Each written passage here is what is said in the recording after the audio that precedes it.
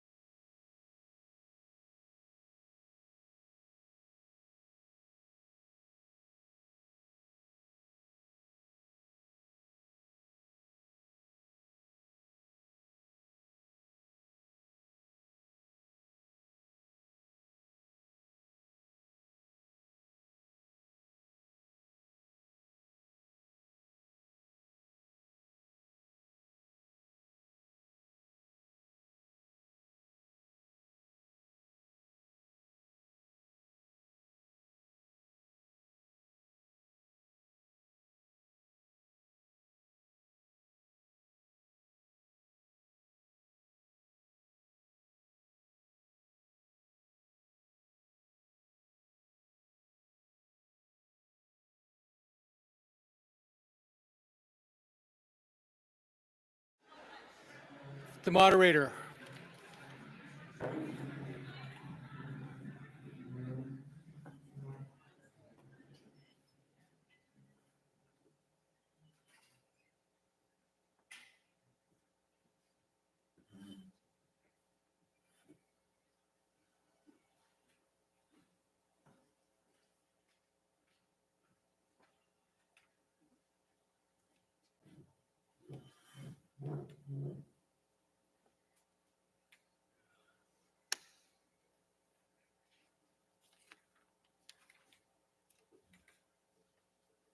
Let us pray. O God, through Jesus Christ, you called us into a living hope and joined us into one body. Hear us as we pray for the church. Awaken us from complacency, that in truth, simplicity, and compassion, we may bear witness to your saving purposes in this place and throughout the world. May your people be set afire with Pentecostal passion to praise your name, to proclaim your good news to the poor, to set captives free, to heal the sick, and to rejoice in your presence at the breaking of bread. Guide us now as we seek to administer with good order and wisdom the business of this afternoon. In the name of our Savior, amen.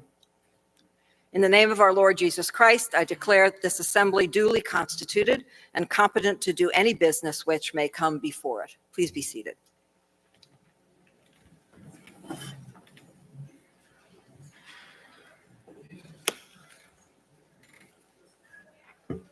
So I'm tell you that Peking guy has been circulating these flyers, right. which are. So I'm just going to say he has no standing in the church. He's actually from all things with the church, and they should be discarded. Okay. All right. So I'm asking. Hello. Hello. Could we get the handheld microphone on, please? Mic, please. Hello? Hello? Okay, I'm asking the clerk to start us out. So, moderator, my attention's been drawn to a yellow handout that's been handed out to commissioners some of you have gotten this as you've come into the assembly hall. This is a handout that's being handed to commissioners by someone who has no standing within the Presbyterian Church in Canada. And in fact, they were intentionally separated from any standing within the Presbyterian Church in Canada. This should be thrown out, not received. So if you've received it, I'm sorry that you have received it, but it should be thrown out and disregarded. Thank you. Okay, we continue with Assembly Council.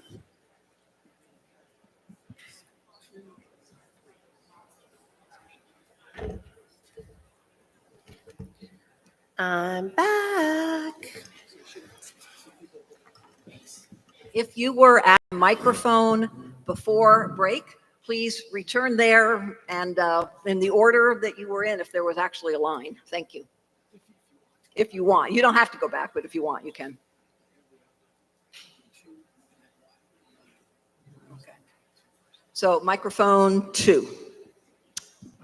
Thank you, moderator. Kent Buchanan, Presbyterian of London. I had 2 questions about the budget. One was just noting the zeroing out of Presbyterian sharing donations from individuals, and just wondering if that's just a conservative approach or just maybe just a little bit of comment on that if possible. My second question was, I guess this may affect 26 and beyond, but might provide context about what 25 actually means in terms of its deficit level and what the trajectory, but just any impact of the office move on the overall church programs and financing, if that's known or there's any window to the future. Thank you. I could probably answer it, but we're going to ask the expert. The first one about why Personal. So thanks for the question, Kirk. It's going to be a conservative answer, because what we've experienced is a number of generous donations to Presbyterian sharings from individuals, and in some cases that may be related to the fact that congregations have dissolved and they want to make still maintain a connection and a donation to Presbyterian sharing. We do find, though, it's a little bit unpredictable, and so it was budgeted at 0 for the 2025, and so any contributions to Presbyterian sharings from individuals would be net benefit to the actual versus budget comparison. It has proved quite difficult to project what Presbyterian sharing is in total, and certainly our experience for 2023 is that individual contributions did help considerably for the Presbyterian sharing line item. For the congregations, we are somewhere around, I think, 55 or 60% of actual receipts versus the allocations that are given through the presbyteries to congregations. And we recognize that the congregations do, in some cases, have difficulty meeting the amount assigned to them. And we're very grateful for these individual contributions that, as I say, buy up the total and bring it up. But we just didn't feel comfortable enough budgeting for a number for the individuals. So there was the second part on the move by effect. So the move to the 300 bluer was the second part of the question. And what you can see from our budget is we're somewhere between 300,000 to 400,000 on an annual basis run rate for just maintaining 50 Winford Drive. And we are just in the process of working with United Church and Anglican Church to go through the detail of the costing process as to what the rentals will be. So there will be rental costs associated with it and a certain amount of capital cost for the leasehold improvements, offset with a sale of the 50 Winford Drive, if that's what the property committee folks are deciding for us. So in general terms, and I can't give you specific dollars, but in general terms, one will cancel out the other. So there'll be investments from investing the sales proceeds of 50 Winford, and there'll be rent to pay on the 300 Bloor West. So in general, it sort of balances, but I don't have specific numbers because we're still working with the United Church on the details of the build out. Microphone 1. Thank you, moderator. Owen Mahaffey, Presbytery of Ottawa. I draw your attention to the Presbyterian sharing congregations budget line item under operating fund revenues. Specifically the $5 million budget for 2025. I'm concerned that this may be overly optimistic. I read in the narrative here, it says revenue from Presbyterian sharing donations from congregations has been declining by about 2% per year. In our presbytery, it's significantly larger than that we're seeing. And in fact, in 2024, 4 of our congregations have accepted $0 of allocation to Presbyterian sharing, and we're very concerned about it and beginning the work to discern and work within the presbytery to understand the causal reasons for that. Many of them are not financial. So I am concerned that the budget doesn't reflect that reality. It says there's a decline, and yet the budget keeps going up for that revenue line. And I think it may be overly optimistic. Thank you. Okay. All right. Thank you. Thank you for your comment. Microphone 1. Thank you, moderator. Kathy Fraser, Presbytery of Grey Bruce, Maitland.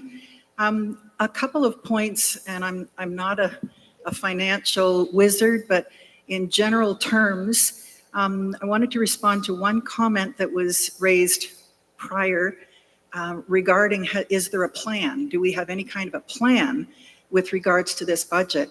And I would like to remind the commissioners of this. I think we are part of a plan, of a 5-year plan of the call that we just extended, or the appointment of our intercultural liaison person. And I think that is a significant part of this next year's budget, which is part of a long-term plan, which is something new that the denomination is embarking on. So that's my first comment. My second comment comes from the work and the writings of Dr. Ken Callahan, who always encourages individuals and the church to maintain a posture of generosity and an expectation that the God who is generous to us, who has always been generous to us, calls us to live in hope and to be generous. He cautions us to make decisions from a stance of fear and scarcity. So I would bring that to the court. Thank you. Okay. So I think now that we have no one else at the microphone, we will, again, we're not voting on anything right now, but we will continue with the report then. Yes. Just before we leave that, as the mover, I just wanted to offer a couple of comments. At the beginning of our report, we talked about the narratives of hope and possibility. And I just really want to draw your attention back to that. There is a significant push on the part of Assembly Council and all of you to look at where we're going to be going, recognizing we have come through a time of great upheaval and great anxiety, not only COVID, but the remits. And we're just starting to come back together again and look at our hope and look at our future. And I think we need to give ourselves some grace to bounce back a little bit. And looking at the budget, yes, I recognize that there is this deficit. I was in business for 26 years before I did this. And if I looked at those numbers, I would be freaking out. But if I looked at those numbers knowing that we were working towards something bigger and better and looking at some restructuring, thinking that the structure might change, well, then the anxiety level came down a bit. So I'm just going to encourage us to keep that in mind. We've got funding, as James has indicated, for the medium term. We've got investments that are bringing back some money that we can use for ministry to do the good things that we hope to be doing in the future. And so the idea of holding on to all of that for a rainy day, it's a monsoon out there, people. And I think we need to recognize that. Let's breathe a bit and see what happens. That's just my 2 cents worth. All right, I don't think we have any more recommendations. We have, recommendations 8 and 9. You will see on the last page of the supplementary report, and I'll let it go up there. No, those were in the consent.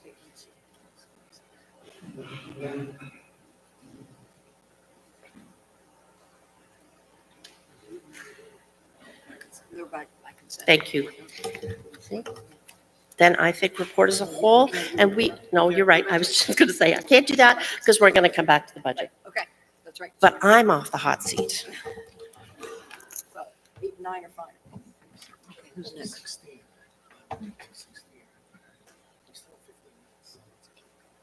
Okay, so Atlantic Mission Society. You're being called up, Atlantic Mission Society.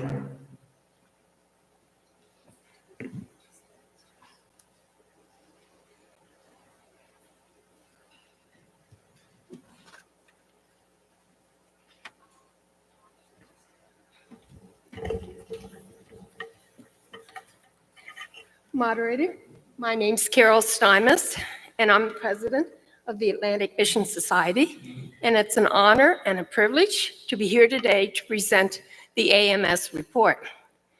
Since I'm not a commissioner, the mover and seconder of this report will be Wendy McWilliams from the Presbytery of New Brunswick and Anne Boudreau from the Presbytery of New Brunswick.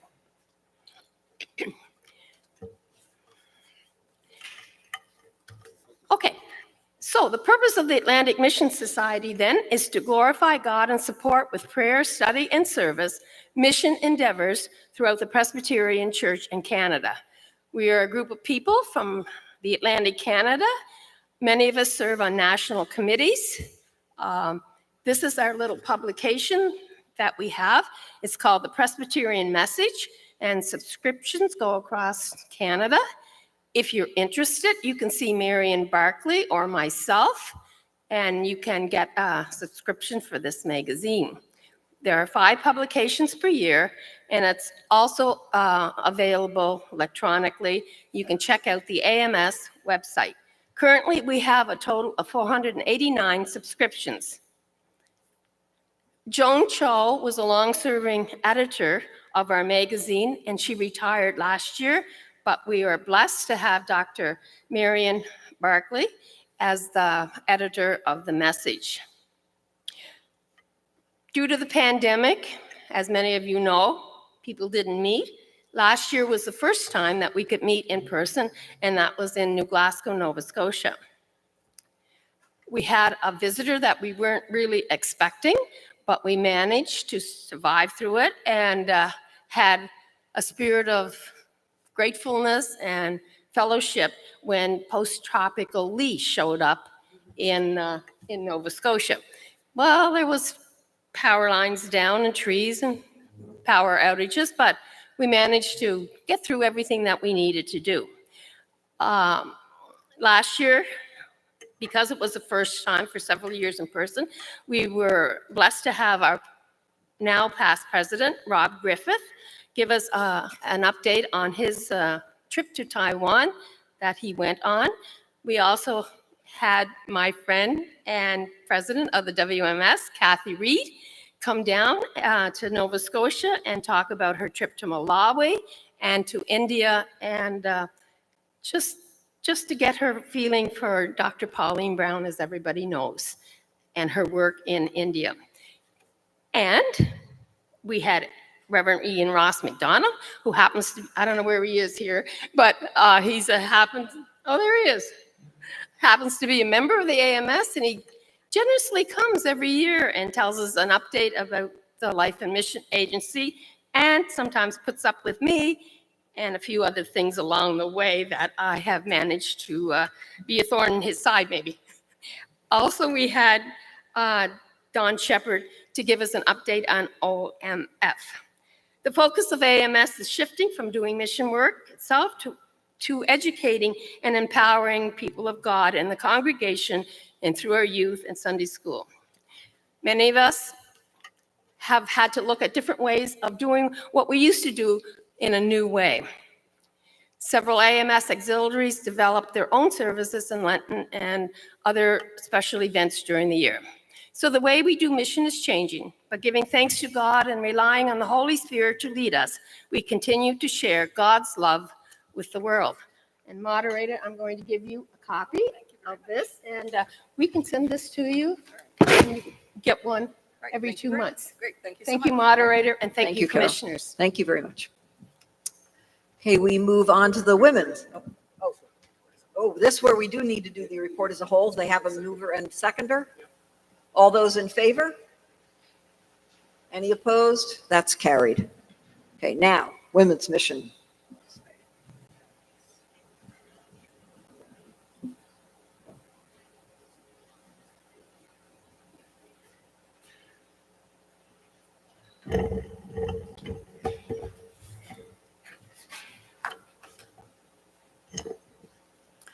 Moderator, I am Kathy Reid.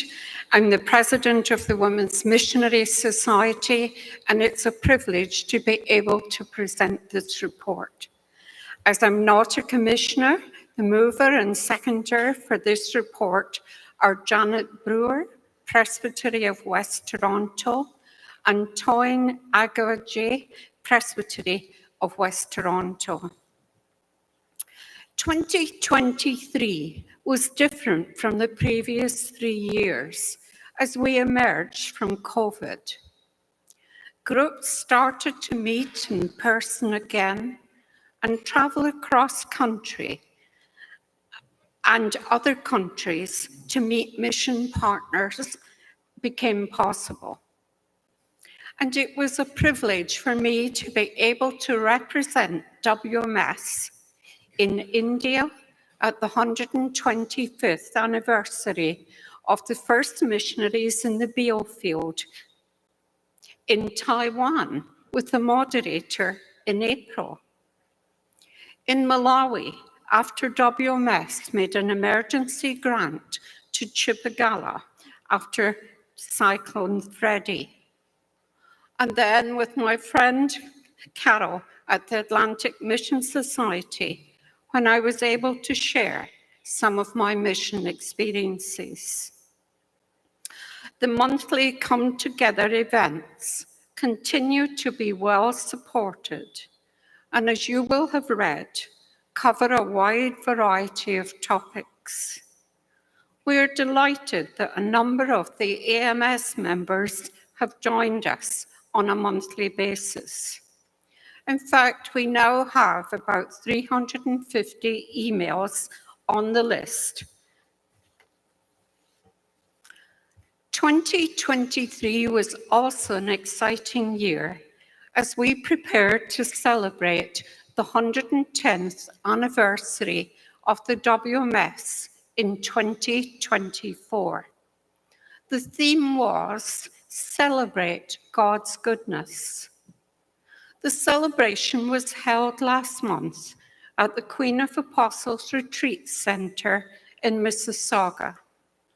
Dr. Priya John, Executive Director of the Christian Medical Association of India, was invited to share her work and partnership with WMS and PWS&D. Other guests included the Reverend Mary Fontaine, moderator, Ms. Carol Stymus, the AMS president, and the Reverend Dr. Marion Barclay, editor of the Presbyterian Message.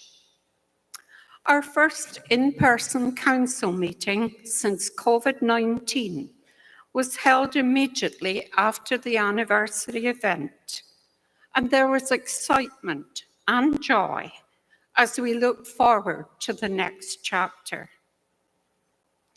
The 2022-2024 Together We Can projects, which were Kenora Fellowship Centre and Action Refugee Montreal, are now complete. We set up the new ones for 2024-2026, and they are Hummingbird Ministries and a PWS&D project in Nepal. The WMS is active in a number of women's organisations within Canada and around the world.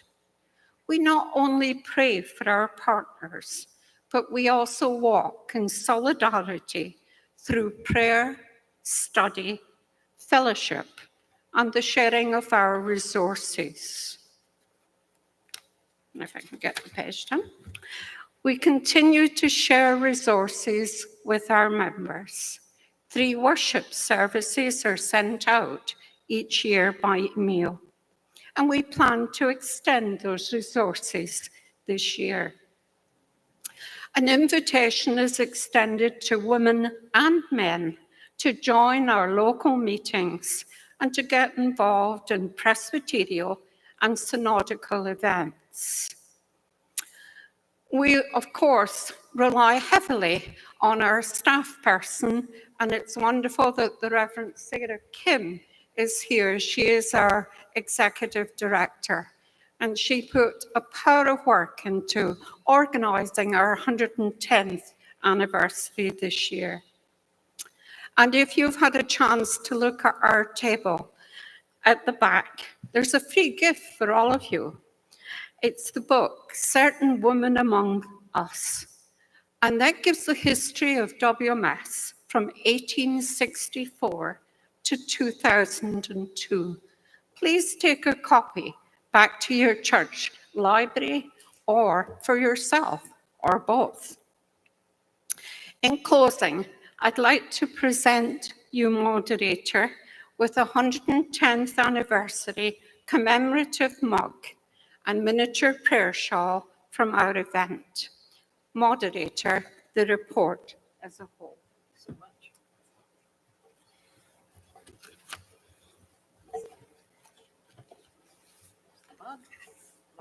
This is so cute. A tiny little mini prayer shawl. That's very good. Thank you so much. You're welcome.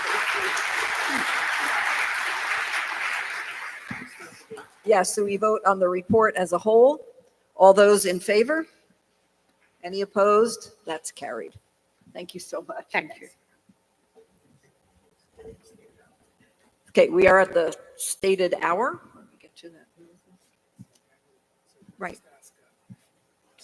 Okay, Bob Smith, come on forward and give us our stated hour.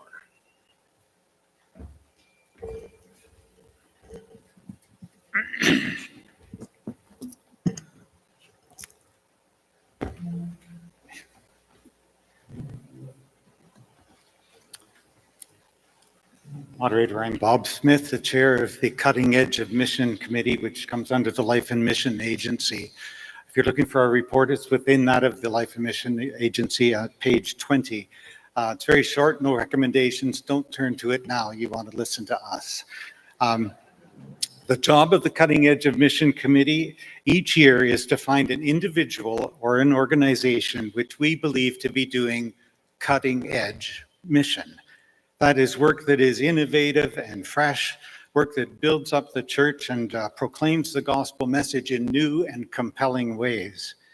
We then invite that individual or representative of that organization to join us, to address the assembly, to describe their work, and to receive a check in the amount of $10,000, which is awarded from the Cutting Edge of Mission Fund, to honor their work and to assist them in advancing it. This is a great committee to be on, and quite a wonderful task to have, to be lifting up this kind of work. And this year, we're pleased to present this award to Sanctuary Mental Health Ministries, whose purpose is to equip communities of faith with resources to become sanctuaries for people dealing with issues of mental health.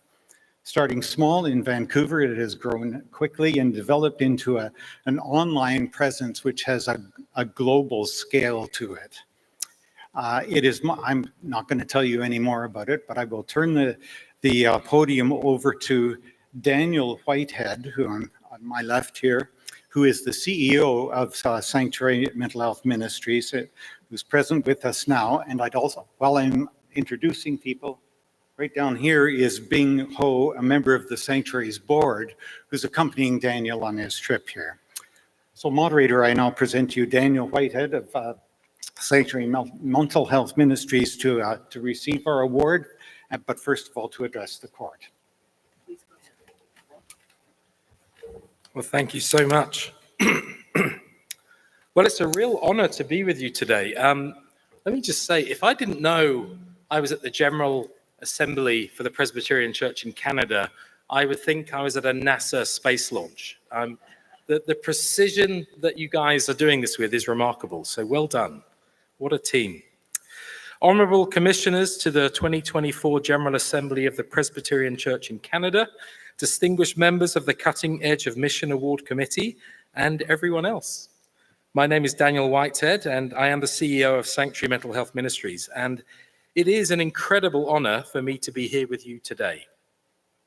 On behalf of our board, our staff, our supporters, and the people we serve, we are so incredibly grateful and excited for the recognition of what we've done, what we are doing, and what we will continue to do to help make the church a sanctuary for mental health here in Canada and beyond.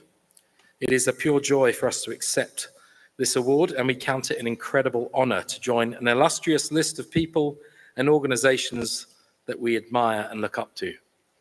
You can imagine my excitement when I was contacted and it was suggested to me we should receive this award, and I looked back at your previous recipients and saw Archbishop Desmond Tutu. I thought my late grandmother would be so proud.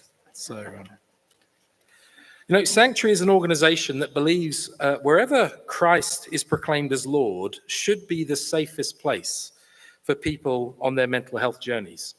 The church should be famous for its level of care for people in the midst of crisis.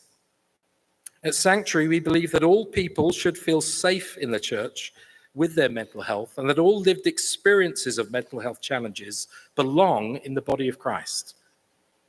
It is this belief that drives our work to create high-quality educational resources and increasingly artistic creations that offer hope to people in crisis and equip the church to support mental health and well-being.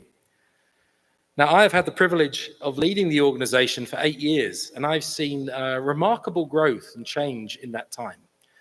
And I'll go off-piste a moment just to mention a person in this room that I saw on the way in, and I've never had a chance to share this story in his presence. I often refer to it when his name comes up with other people. When I joined Sanctuary 8.5 years ago, it was a struggling small nonprofit in Vancouver with beautiful foundations. Essentially, our founding director, who is now an Anglican priest in North Vancouver, Reverend Dr. Sharon Smith, her vocation is really important to Sanctuary because Sharon was an occupational therapist for 20 years. She did a double master's in theology, got ordained in the Church of England, and did a PhD on the intersection of spirituality and schizophrenia. And in the course of finishing her doctorate, her late husband, Alex, died by suicide. So Sanctuary has this theological, psychological, church-based, research-based focus with lived experience being absolutely central to our understanding of this subject. Now, when I joined, no one wanted to talk about mental health in the church 8.5 years ago. I remember sitting at my desk my first day. I was employed part-time. There were two staff, that was it, and not enough money to pay us. And we were sitting there trying to work out, how do we grow this thing? We would do workshops in churches of Vancouver. And I just did what I still do today. I just picked up the phone and started calling people. And no one wanted to talk to me. But one person did. And his name is Richard Topping, the president of Vancouver School of Theology. And Richard said, let's go to the pub. So I remember Richard and I went to the pub. And I'd never met him before, but I just shared, look, this is what I'm doing. I think this is a good thing. I think this could grow. I think God could be in it. And Richard, right from the get-go, said, this is a good thing you're doing. And I see the need for this. And I believe in this. And I tell you, Richard, that one conversation was probably enough to keep me going in that first 6 months to a year. So I want to honor you and thank you for that. And there's a reminder to all of us there. Sometimes people just need a friend, someone who can encourage them. So I've had the privilege of leading this ministry in Vancouver to become an internationally renowned organization at the forefront of educating the church to be sanctuaries for mental health. It's something that we as Canadians, I am a Canadian, this is what a Canadian sounds like. I'm also not Australian, I'm English, just for the record. I love Australia, but everyone thinks I'm Australian, and I'm not. But it's something we can be proud of, because Canada has birthed something that is helping hundreds of thousands of people around the world, and with God's help, millions more in the years ahead. But back at the start of 2020, I traveled over to the UK to do some filming. As part of my work with Sanctuary, a part of what we do is we go out and film the stories of people who've lived with a mental illness or a mental health challenge and who have faithfully walked with Christ through that. And we capture their stories and we share that with Christians as a way to help us learn to listen to a person's story. And on that particular day, we were in the north of England, and we'd gone to Durham to film with a theologian based at the University of Durham. And having filmed with him, we then moved on to a small town south of Durham, and we met with a lady named Simone, who lives with a unique experience of schizophrenia. After sitting with her and listening to her story and the wisdom that came forth from her experience of life, which you can hear for yourself in the Sanctuary course. It's a resource you can download on our website for free. But I realized that I had been totally unprepared for the depths that she would take me. So much wisdom came forth from this woman as she spoke. But one of the things that majorly impacted me about Simone was the levels of stigma that she faced as a human being. In her own words, her socioeconomic background as someone who identifies as a working class person, her racial background as a Black woman, her learning difficulties, and her diagnosis of schizophrenia made her a heavily stigmatized person. To put it another way, in the eyes of wider society, there was a long list of things that people saw before they saw the person. The beloved daughter of God, the friend of Jesus, the member of Christ's body. You know, the subject of stigma is a very serious one. That word stigma comes from slavery, chattel slavery, which was common throughout Europe and North America in the 16th and 18th centuries. And this idea that being a person was, as a person, you're an object. Something that could be purchased and owned by someone else. A slave would be purchased and then branded with a branding iron, and that mark, that wound, that scar was the chattel, which became known as the stigma. All of that person's significance and worth was reduced to that mark that they carried. Their sum total personhood was revealed in this wound. And this is where the word stigma comes from. It's a mark that people carry that others see instead of seeing the whole person. Now, we don't brand people with hot irons anymore, but we do brand people with labels that can be almost impossible to escape from. And the subject of mental health and mental illness is one such sticky label that we often place upon people, where we see the diagnosis before we see the person, before we see the beloved child of God, the friend of Jesus, our brother and sister. If we're really honest, our Western European influenced culture would say that our value is really attributed to what we can produce and how much wealth we can create and how self-sufficient we can be.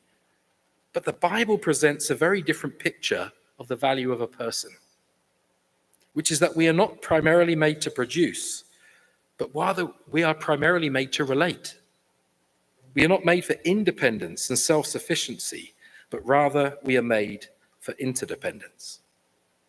And this leaves me wondering, what if we as a society valued the ability to love and the need to be loved more highly than our ability to be self-sufficient and materially productive?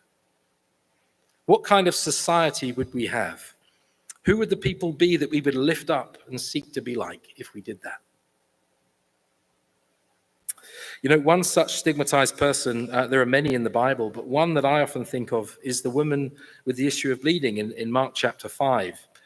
If you go back and read that at your own time, here was a woman who for 12 years had had no contact with a person, considered ceremonially unclean. She was cut off from religious and social life. For 12 years, she was untouched, unspoken to, ignored, despised, and isolated.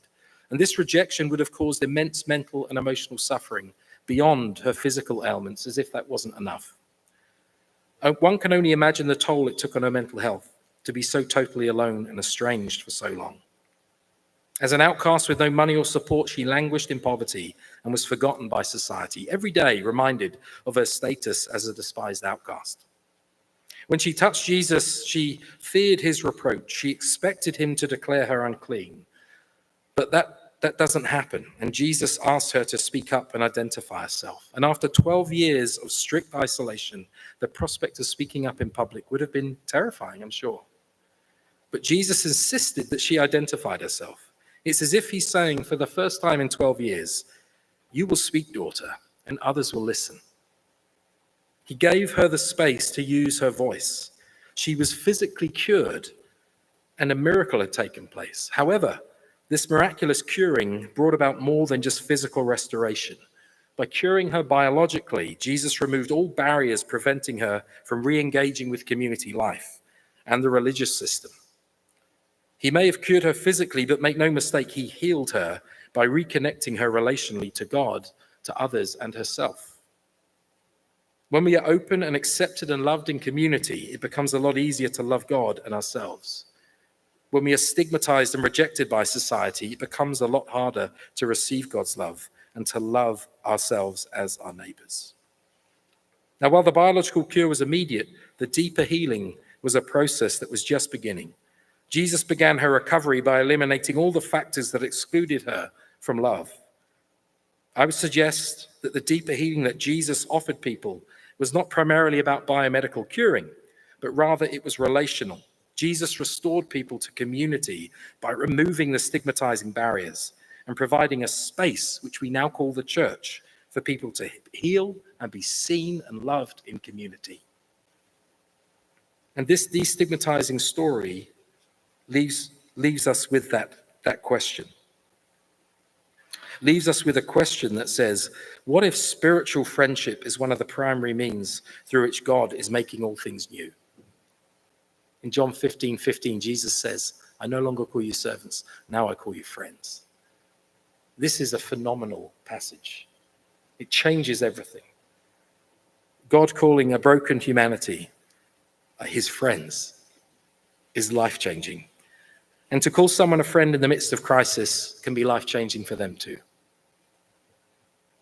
And of course, we must remember that historically the church has always met practical needs at the center of society.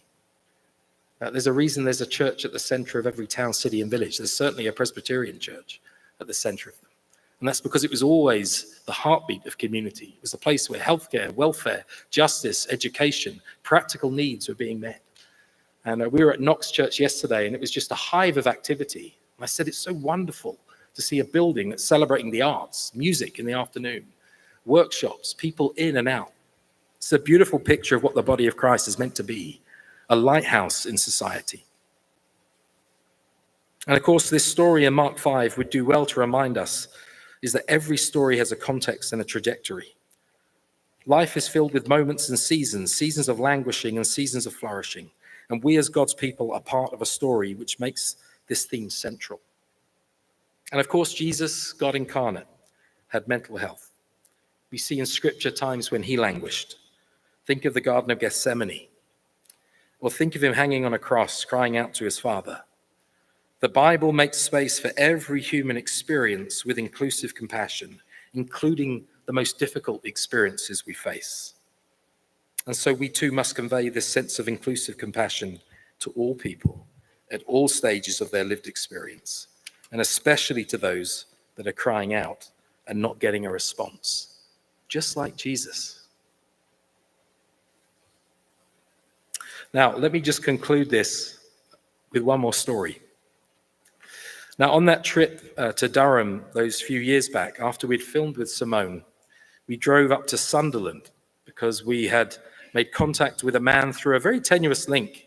This person had been really hard to pin down, but we had one email from him with an address and a date and a time, and that was it. So we drove up from Durham, me and a cameraman, and we drove to Sunderland, right in the northeast of England. We parked on this little street lined with row houses. We found the number and we rang the bell, and then we waited. We saw lights on inside. And so we waited and waited what felt like a long time. And just as we were about to say, well, this isn't happening, clearly he's not in, the door opened. And here was this man who was pretty unsteady on his feet. His name was Mick. And we soon realized why it took Mick so long to answer the door. It was because Mick lived in a converted garage at the end of the garden. We had to walk through the corridor of the row house, down this long, little narrow English garden, right to the end to a garage big enough to house a car, a small English car at that. And that's where Mick lived on his own. The home was in some disarray, but we settled in, we set up the camera, and we began chatting with Mick. It became very evident very quickly that all of the footage we were filming would not be usable. Not only did Mick have a very strong northern accent, which was hard enough for me to understand as an Englishman, but his speech was slurred due to the medication he was on, and it was hard for him to string together more than 4 or 5 words in a row. And yet when I think about the work that I've given my life to doing at Sanctuary, I think of Mick, because in Mick, I was confronted with a man who, through all intents and purposes, was completely forgotten by society. He lived alone. He was unable to communicate effectively. He said he would turn up very late to the Catholic Church and leave early because he didn't have great experiences of speaking with people. And the medication he was on to help with his experiences of psychosis left him with a number of very difficult side effects and tics, which he carried in his body. And yet, as I spoke to Mick, I found out he was a former teacher and a passionate musician, evidenced by the few guitars lying around his home. And when I gave up the idea of trying to capture his story, I said, Mick, will you play us a song? And so he picked up his guitar and he proverbially took us to church. He sang and played for 10 or 15 minutes, just strumming melodious folk songs, singing as if he was a man reborn. It was quite a remarkable thing to witness. And in that space, my awareness of God's presence heightened, and I knew it was as if I was in the presence of Christ himself. It was in listening to this man play music, seeing the hidden life that was within him, hidden by his scarred and stigmatized body, confronted with so many unanswered questions that I saw through the stigmatized facade and I saw God's image. And as I thought of Mick's unanswered questions, I was confronted with the unanswered question that Christ screams out from the cross, my God, why have you forsaken me?" It's a question that just hangs there, a question that does not get answered. As I left Sunderland, I left wondering what I would do with Mick's story. Well, 3 months passed by and I got an email from someone and it said this: "Hello, you don't know me. My father was a man named Mick, and he passed away a month ago. I found a single email written to you to arrange some filming, and I would love to know if you still have that footage. I didn't see my father much before he died, and he didn't have any friends, and it seems like this footage might be quite important for me and my sister." Meeting Mick was not about the film or fulfilling some organizational agenda that I had.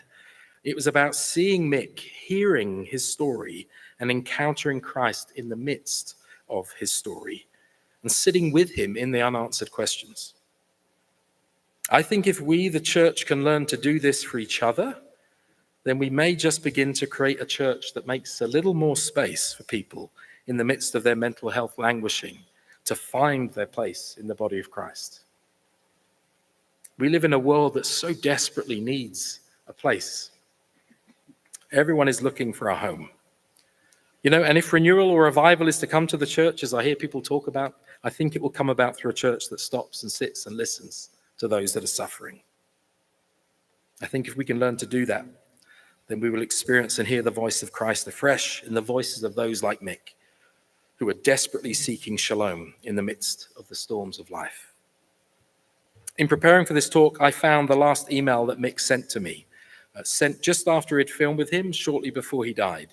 He concluded his letter by saying this: "Please pray that I can have the grace to do what I can for folk like me. There's a battle ahead. It's going to be won. but it's up to us to keep the faith. Mick was fighting his own battle. Some of you may be fighting a battle today. He fought his battle hidden away out of sight from others. And of course, what he needed were others to fight with him and for him. You may not see the battle that someone is going through, but that doesn't mean it's not real. And one thing we all need along the way are friends to support us. Thank you so much for this award. We are deeply moved and profoundly honored to receive it. And this award will motivate us to continue to fight for others like Mick. God bless you.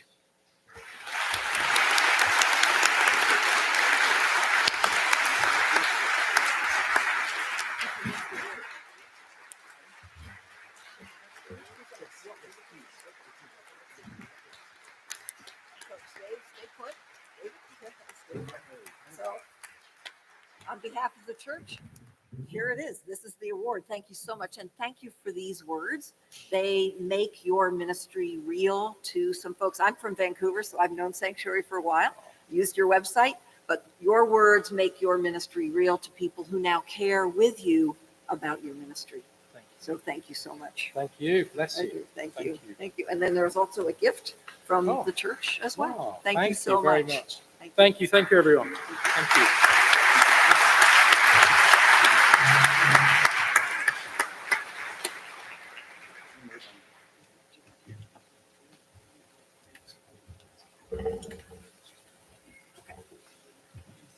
So we're going on to the Church Building Corporation.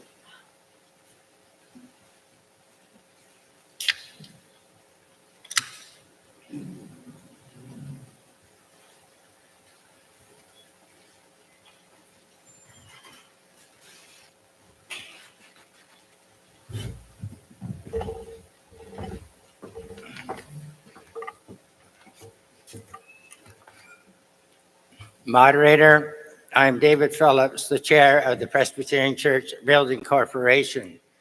The mover of this report is Chuck Moon, Presbytery of Pickering, and the seconder is Bethany McCaffrey, also of the Presbytery of Pickering.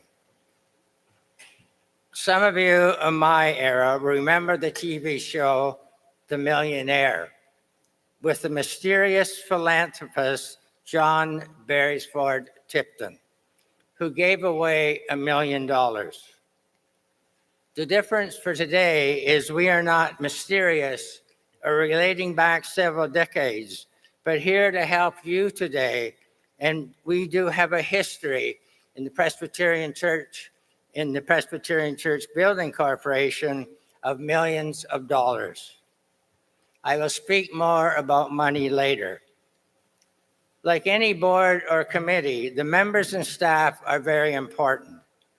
We are blessed with a great COO in Betty Kupian, who is behind me, who is diligent, hardworking, and always efficient, and totally on top of everything that is given to her to do for the building corporation.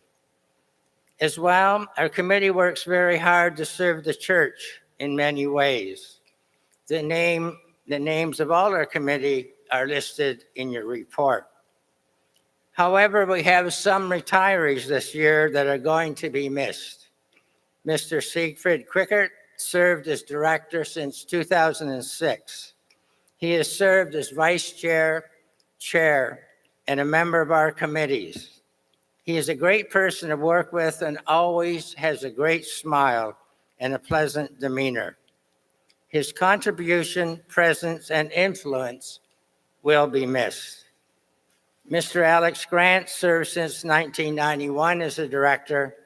Reverend Basil Laurie served from 2005 as a director, and William Patterson served since 2019. All of these gentlemen, and I use that term wisely, served with the utmost dedication and enriched the board for many years. In total, almost 75 years. But our main goal is to help congregations with their funding requirements. We know we have faced a time of high interest rates that have caused congregations to wait until those percentages eased. We anticipate that loans approved earlier will be drawn this year as the rates become more favorable. The good news, and we are filled with good news at the Building Corporation, is that 2023 was a record year for loan repayments totaling over $1.7 million. Many thanks to Gale Presbyterian Church, which is close by in Elmira, Church of St. David in Halifax, and Montreal Arabic, all who paid back all of their loans in 2023. And to add to that, Varsity Acres in Calgary and Knox Oakville paid off their loans in February of 2024. We thank all the churches that have PCBC loans for their faithfulness as they continue to pay back those loans. The lending fund. The millionaire gave money, but we can't do that, but we can come very close. Through the lending fund, you can get loans that are interest-free for up to 6 years. The PCBC currently oversees the lending fund process with a team from the Presbyterian Church in Canada. As well, there are congregational loans up to $75,000 through the Life and Mission Agency that you can access. The background, the PCBC has a history dating back to 1968 of supporting you and I in our churches and other Presbyterian facilities. Over that period, we have granted 248 loan approvals in excess of $60 million. Throughout those 56 years, we have been blessed by leadership from day one to the present time. For those many years, we've been blessed with a board of directors and staff that put in many hours to help the church financially, and with leadership that allows churches to know about loans, how to get those loans, and more important, how to repay those loans. We are a coast-to-coast committee with at least one representative from each of the 8 synods. Now, how about you? The corporation helps with many types of loans. These include new construction projects, in addition to your church, or other projects. Just let us know, for we are there to help you. We see many of our churches need restoration, renovation, and repair. If so, come and see us during your time at General Assembly or contact us at a later time. We are glad to help you in any way with advice, discussion, and maybe money. We not only support buildings, we also support people who have served the church. We were asked about 35 years ago to help retired servants of the church. Since then, we have acquired a number of houses and apartments across Canada, rented them out at reasonable rates. As well, we help a number of others with financial requirements. And then finally, the landscape. As you and I travel across this great country or go in and out of your own community, we see churches that may be on their last legs. But just think for a moment about possibilities for that building. What could that building become? Is it possible that it could retain a worship space, but also be a fitness center? That would be my bias. Or an art studio, or a place for a dance school, or a small library, a theater. And think of many opportunities that keep it as a place of worship, but also a place for the community to use for a dedicated purpose. Many of our older churches are in great locations for serving the church and serving the community. The Property Development Working Group is working to help churches meet their budgets, become the right size for their congregation, and to be a place of worship and witness in that community. But I stress, before moving ahead with any change in your building, please contact this working group in order to proceed in a legal, safe, and proper manner. The working group is gathering resources and learning how to support congregations by developing a framework to help congregations with this process. We can't give you $1 million for your use, but we can give you much more than $1 million in support, expertise, and progress. I have found, as chair of the Presbyterian Church Building Corporation, that the Presbyterian Church is moving forward with hope and with love. The Presbyterian Church Building Corporation have projects, a great COO, and most of you, great people in our churches, from Newfoundland to Vancouver Island. Come and see us in the display area. Pick up a card that has lots of information. I guarantee you it'll be worthwhile to spend a few minutes with us. Moderator, the report as a whole. Thank you very much. We've received the report. Are there questions people might have for this committee? And as he said, they're in the back, I guess. They're around, so talk. Oh, okay. Microphone one. Patrick Gouju, Presbytery of Brampton.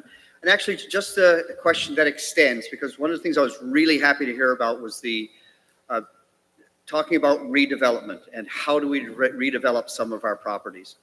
One of the questions that I would have, though, that sometimes a property doesn't need to be redeveloped but sold. Is this also going to become under the expertise that you're going to start to accumulate over the next couple of years as well? What we have discovered is there's not one fix, one solution that fits all churches. So every church is unique, every property is unique, every community is unique. So we're coming up with a guideline for all the steps a congregation should follow before, while they discern and before they make a decision. And also we're vetting some groups to see if they can help us and we can develop a relationship with them so we can refer them to our congregation. So we're in the process of doing that. Thank you. Okay.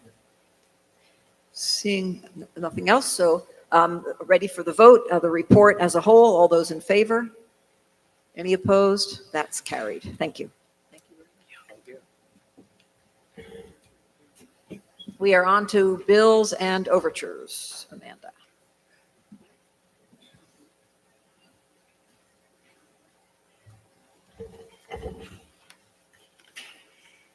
Moderator, my name is Amanda Curry, and I'm the convener of the Committee on Bills and Overtures, and I will be moving all the recommendations in this report, and they will be, I'm from the Presbytery of Assiniboia, and they will be seconded by John Barrett, who is from the Presbytery of Prince Edward Island.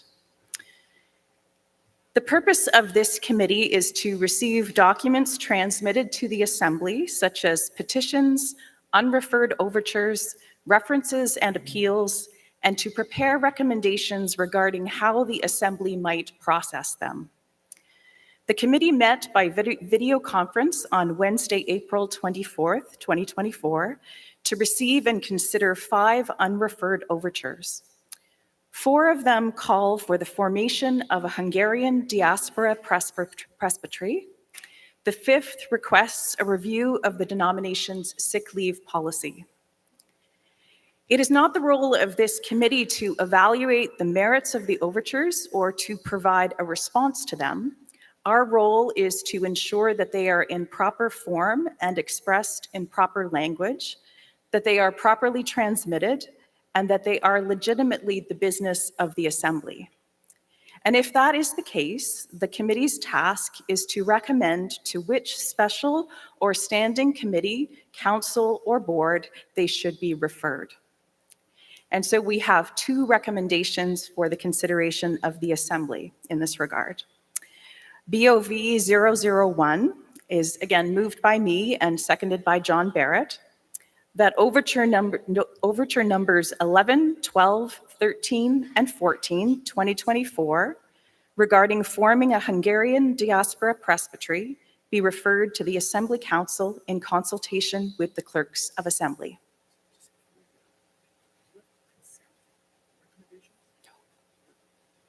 There's only two. Number 1 and number 2. Well, so this is, but you have this, so there's number 1 is not, yeah, this is what we're voting. This is number 1, and it Right. refers to overtures 11, 12, 13, and 14. Okay, so they had the wrong thing up on the Oh, okay. microphone 1. I would like this recommendation to be taken out of consent. This is actually not a consent agenda item. This is actually just a motion now on the floor, moved and seconded. There is no consent agenda with this particular report. That was the wrong thing on the board. Okay, So you don't need to, we're considering it right now. so I can speak to Go right this ahead. particular. This is the one that's on the board right now. Number, oh, he's coming back. Okay. I do have you give your name and presbytery, please. Paul Wu from the Presbyterian of Ottawa.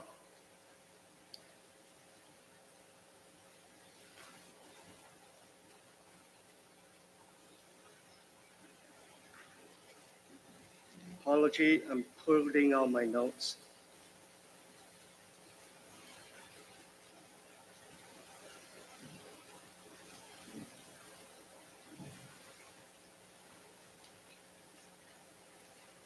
So I am not speaking against this particular recommendation, but however, I think referral to the Assembly Council in consultation with the Can clerk. you step closer to the microphone? Yeah, I think the referral makes sense, but I am deeply concerned with these overtures. And I would implore the Assembly Council and the clerk to consider not only the implication to the Hungarian churches, but the implication to the denomination as a whole. This is a motion to refer. So at this point, we only debate, I'm looking at my clerks, where to refer it. So the substance is not, and I think you're addressing the substance of it. So it's only, you would be addressing where to refer it. Am I right, Mr. Clerk? Right. So it would be only on a motion to refer is, I'm getting my little thing, it's the same thing on your yellow cards, is where to refer it, where and when to refer. So that's all you need to address is should it go to someplace So I other guess than my Assembly question Council? is the Assembly Council in consultation with the clerk able to consider the implication of this particular overture of its impact to the denomination as a whole? If That- they're not able, then perhaps a different body should be referred to. Well, it's my understanding that this is exactly the kind of thing that the Assembly Council would be considering. But I want to address that. I mean, do you have an amendment to send it somewhere else? I do not. Okay. So I think it's in order. I think the Assembly Council, your committee, you want to say why you did it to Sure. the Assembly I mean, Council? the clerks that are part of the Committee on Bills and Overtures making this recommendation considered the various places that would make sense. We're imagining that it will go to the Assembly Council and they will look at that broad spectrum of, they'll probably talk to those who brought this overture forward, and they will talk to others, and they will work on it. They might set up a special committee within Assembly Council to work on it. But we felt that that was the best place in consultation with the clerks. So that's the reason why this referral is there.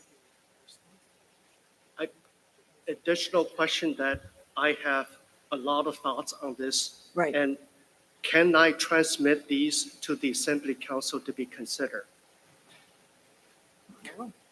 I would say maybe talk to the convener of the Assembly Council and share your thoughts. And As well as when we assume this will, for example, come back next year, and at that point, it will be on the floor, and there will be a full discussion and debate at that point. unfortunately, I won't be here. Send a message. Thank you.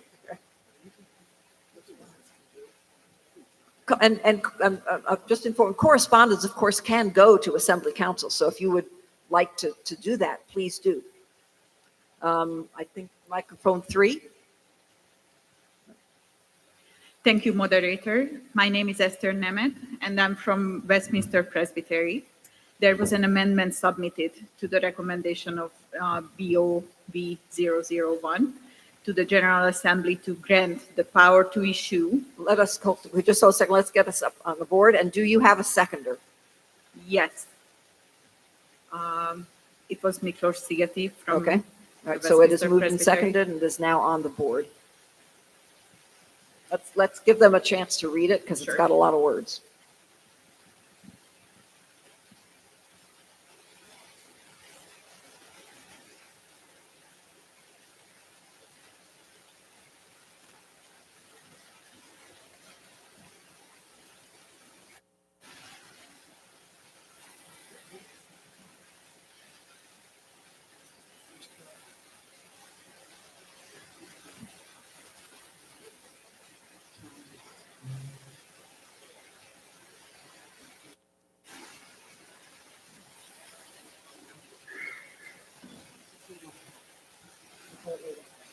Yeah, hold on just please.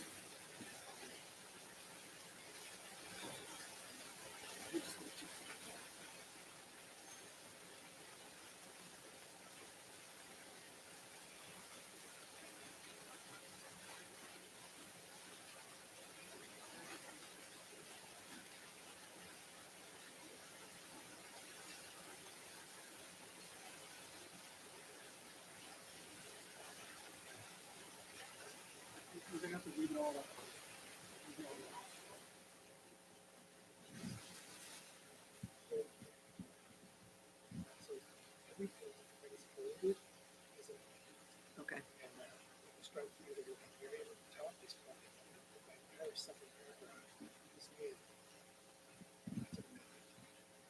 So with the power issues.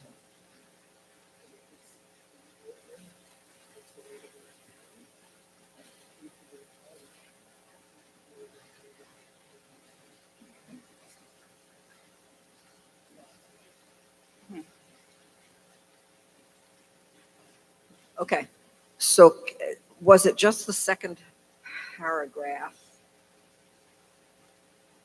Right. Does it go beyond that?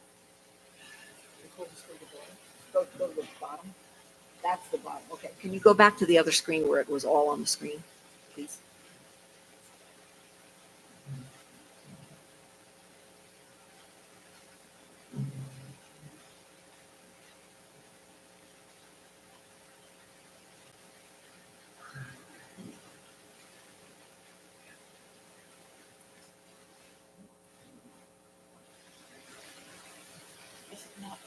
Is it not properly going?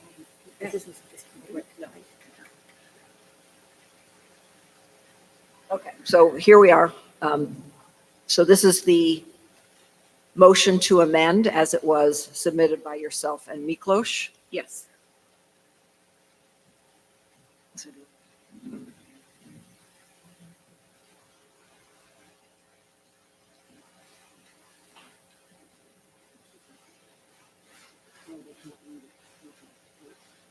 So we've been warned, we've been asked from the back to actually make it larger, but then we're going to have to scroll. So let's do that and give you, the folks in the back, some time to read.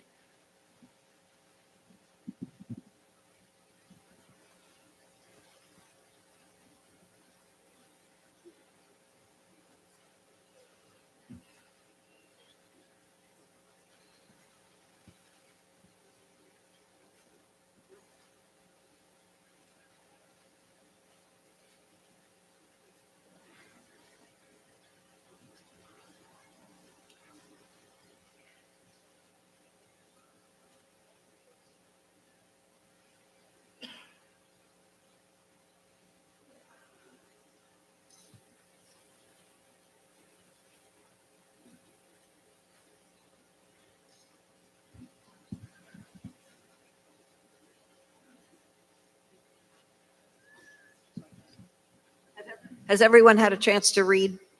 Okay. So this is one of those places where a moderator makes a judgment call. And I'm going to rule this out of order. And let me tell you the reason why. I've talked with Miklos, just because he's in my presbytery, as are you.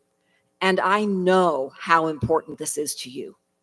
I know some of the passion you have behind this and how it's important for your ministry and identity.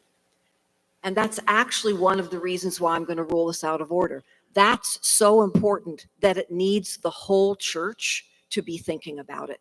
And the only way to do that is to have Assembly Council think about it first and then bring it back next year.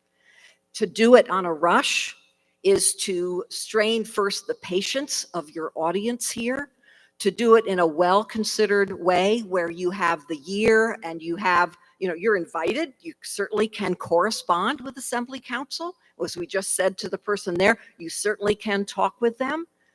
My guess is they would want to know, but doing it in a rush, doing it without an informed assembly behind you, and a report that comes in and gives the background and gives the passion that you have for it, you're going to get a better hearing next year. And it's just not fair to us here this year. So I'm ruling it out of order. It's too quick. We haven't had time to consider it, and you will get a better hearing next year. So I'm going to rule this motion to amend out of order with sadness, but with firmness. Thank you. Thank you. Microphone 4. Most honorable moderator, may I have amendment of amendment?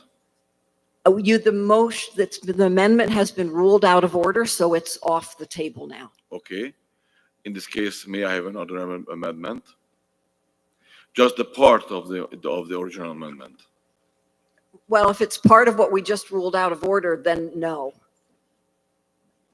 I'm sorry. May I tell the court, the honorable court, the reason why we wanted to ask it? You will have plenty of time to tell the assembly during the year and then to tell the court next year if the assembly brings the recommendation back But not next now. year. So I'm sorry. No, I have ruled it out of order. I'm sorry, Miklos. So we have the motion on the floor as recommended, moved, and seconded. Is there other discussion? Seeing none, all those in favor? Any opposed? That is carried. Thank you. Moderator BOV 002 is also moved by me and seconded by John Barrett. That overture number 15, 2024, regarding review of the sick leave policy be referred to the Pension and Benefits Board in consultation with the Life and Mission Agency, Ministry and Church Vocations. Thank you. So this has been moved and seconded. A motion to refer. Any discussion? Okay. All those in favor? Any opposed? That's carried. Thank you. Moderator, the report as a whole. Oh, thank you. The report as a whole. All those in favor? Any opposed? That's carried. Thank you very much. Mclean Estate. Who do we have speaking to that? Christine. I didn't see you.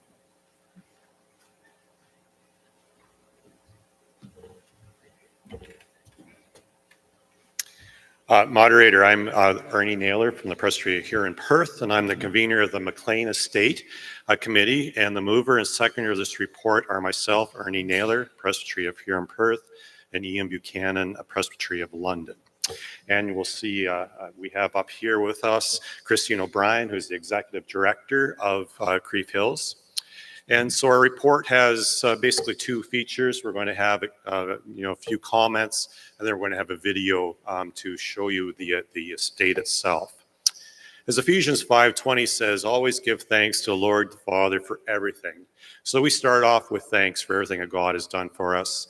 Thanks for the encouragement and the support of so many individuals and congregations across the country who continue to offer kind words, donations, and hours of service. And we have thanks for the tireless work of a few individuals. The assistance of James Waddell, the interim chief financial officer and treasurer for the National Church, who is helping to manage the fund held in trust. Our outgoing convener, Mark Mclean, and Neil Ellis, who served as treasurer for the last 5 years. The staff team of Crieff Hills, who lead with passion, skill, and kindness, and the hours of time the volunteers put into helping Crieff Hills. So we have a short video with highlights some of the work that is done at Crieff Hills, and we'll cue that up.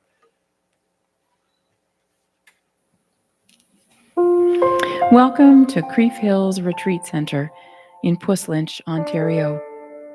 Occupying the ancestral lands of the Attawandaron, Anishinaabe, and Haudenosaunee peoples, and the treaty lands and territory of the Mississaugas of the Credit, it is a beautiful place, set aside for rest and renewal. Come into our schoolhouse, where nourishing meals prepared by experienced chefs change with the seasons.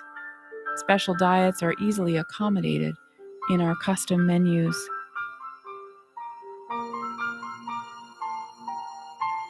Groups of up to 100 people spend time here, learning, growing, and building community. Rooms are simple and clean, with private bathrooms and comfortable lounge areas. Being surrounded by fields and forests inspires creativity and conversation. Being here offers time and space for personal reflection, for adventure, for joy.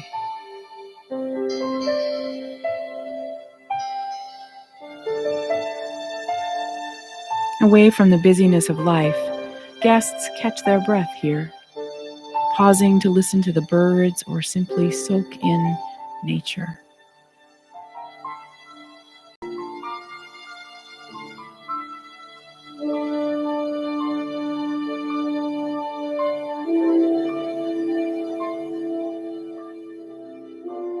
Walking our large stone labyrinth is calming and restful. It's a contemplative place for those who come to pray, meditate, or discern a new path for their life.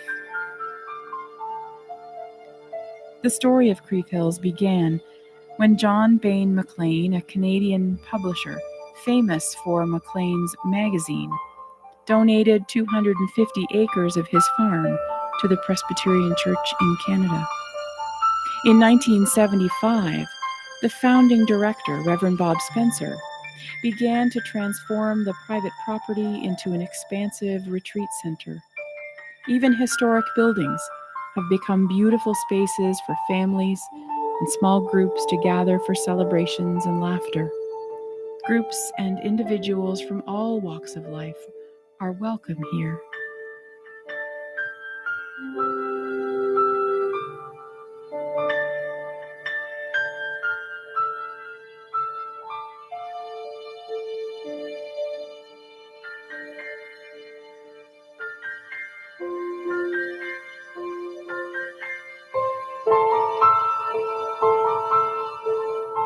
We are home to a growing culinary farm. That includes honey production, and maple syrup, and eggs, and gardens filled with vegetables and herbs and flowers. Great care is taken to care for the earth with organic farming methods that avoid the use of chemicals. Everything that is produced goes directly to the kitchen, where it is prepared and served to guests in beautiful, nourishing meals every day. The original barn, built in the 1830s, is now the home of a small flock of sheep. This primitive breed from Scotland is a low-impact way to control the spread of invasive plants on the property. It also inspires reflection on the Good Shepherd and offers delight in the new life of springtime.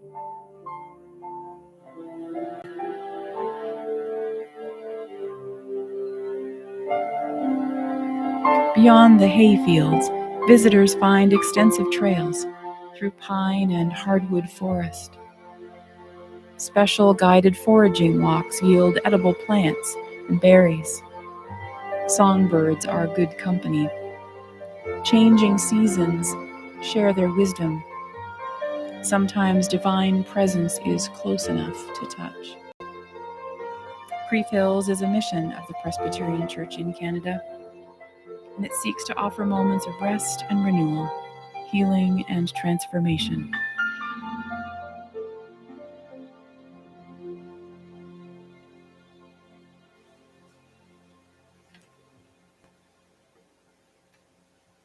So moderator, that video was all done in-house, and so that was just amazing. So this is our narrator right here, and so if you would like to learn more about Crieff Hills, we hope you'll visit the table at the back. We have a couple of senior staff back there, Jason and Scott, and of course we have Christine O'Brien here. You can wave, Christine. There you go. Anyways, she will answer any of your questions. And just a word of warning, she is very passionate about Crieff Hills. Allow yourself lots of time to talk with her. So also look for us on Facebook and Instagram. There's a social media presence there, and you'll find all sorts of photos and stories of the work and the offerings and the opportunities for rest, renewal, and transformation at Crieff Hills. And in closing, we're having a milestone coming up this year. We're looking forward to celebrating 50 years of mission in 2025. So stay tuned for celebrations that occur during that year. And moderator, we would like to present you with a 50-year Crieff Hills shirt. Thank you very much. Hot off the press. Right, thank you. And moderator, that's the report as a whole. Right, thank you very much. We should also point out that Mark Mclean, who's is retiring as convener of the Mclean Estate Committee, and he's not here, but we convey our thanks to him, the thanks of the Assembly to him. And thank you. So the report as a whole, all those in favor? Any opposed? It's carried. And they're in the back. Go talk to them. And go to Crieff. It's an amazing place. There's my little advertisement. Okay. International Affairs is next. And as they're coming up, this is dangerous. And if you betray me, I'm going to be in trouble with the clerk. I need 1 moment to stretch, and I invite you to stand in place. Do not leave unless the call of nature is so pressing you can't stand it. But let's do a 1-minute stretch. 1 minute.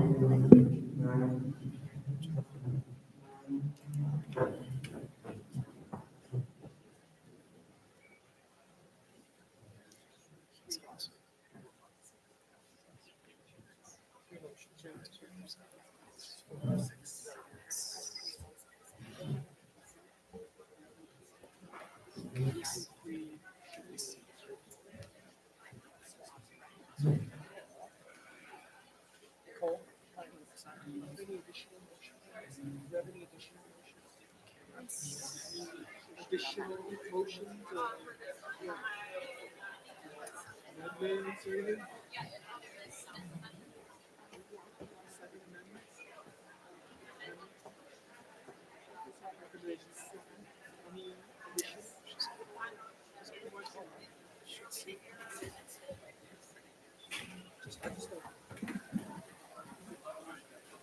I'll wait for the amendment. So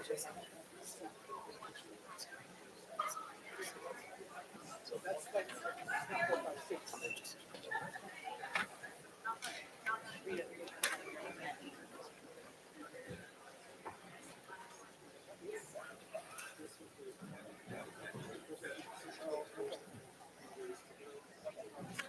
Okay, thank you. Please be seated.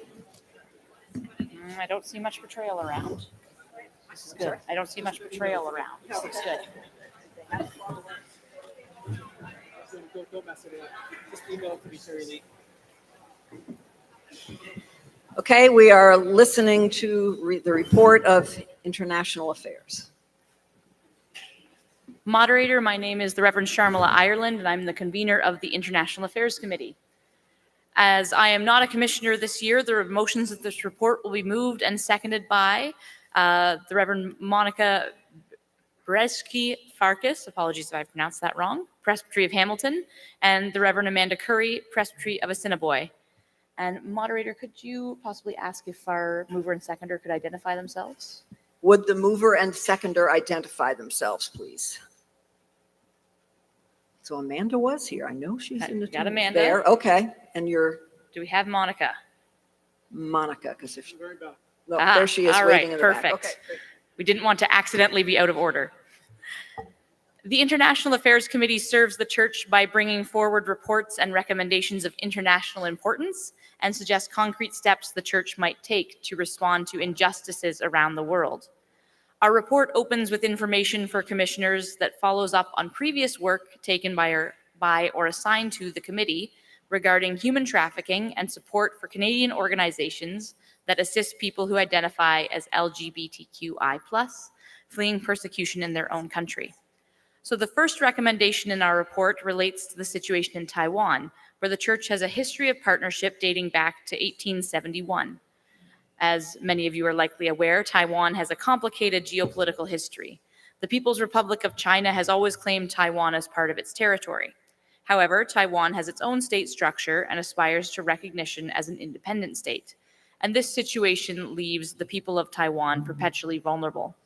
In 2023, the Council for World Mission, a worldwide partnership of largely Protestant churches, produced a statement supporting Taiwan titled "Not Forgotten and Not Alone," which was signed by the Presbyterian Church in Taiwan. To show our continuing solidarity with the Presbyterian Church in Taiwan and with the added support of a request from the Presbytery of Waterloo Wellington, the International Affairs Committee proposes recommendation IAC 001, which is on the screen.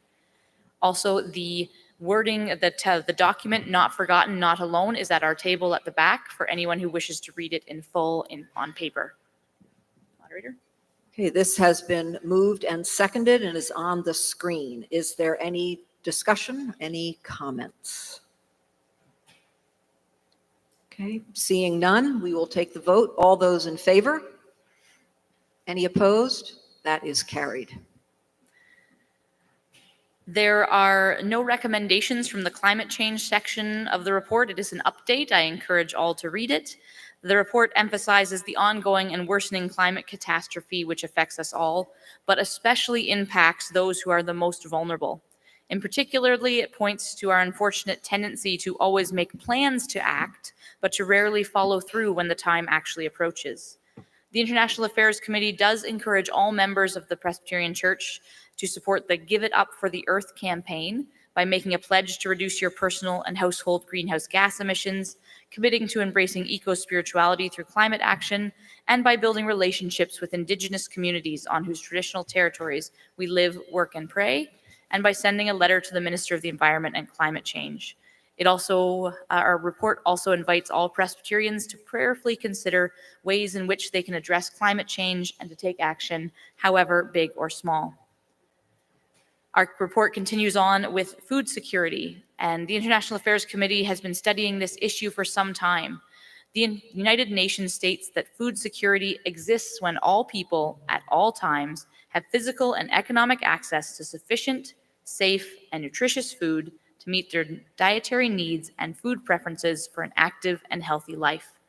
Considering the international food security crisis, the committee proposes that congregations and individuals use resources to learn what they can about the hidden costs of food and consider how they can respond. Our recommendation is IAC 002. That has been moved and seconded. Is there any discussion? Seeing none, all those in favor? Any opposed? That's carried. The section on food security continues, and considering the threat to the livelihood of farmers around the world, the committee proposes that congregations and individuals support and advocate for local and global agriculture that respects the environment and the health and well-being of farms and farm workers. This is IAC 003. That is up, moved and seconded. Is there any discussion, any comments? Seeing none, all those in favor? Any opposed? That is carried. And for those of you, many of you are very familiar with this issue, the food security issue on a personal level. I know many Many Presbyterians are farmers or farm adjacent, so you're probably very familiar with it. For the international aspect, our report contains a case study of Indian farmers. So you are able to read about what their experience has been like and get a glimpse of some of the education you might consider taking up with your congregation. The next and final section of our report is entitled Costly Solidarity, Palestine and Israel. So this report is a continuation of what we offered to General Assembly last year.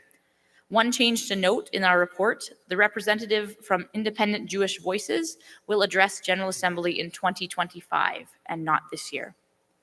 Representatives from the PCC traveling in Palestine in May visited offices of the United Nations that work on food relief in Gaza. When they spoke with staff who have more than 30 years of experience, those staff report that they have never in their time there seen a worse situation. There is an unprecedented level of acute food insecurity in the Gaza Strip. Over 90% of the population face high levels of acute food insecurity. The vast majority of the population are going without food, clean water, medical attention, shelter, or the other basic needs of life. Considering the worsening crisis in Gaza, the International Affairs Committee proposes that funds be allocated to provide support for food relief in Gaza. You'll see our motion IAC 004.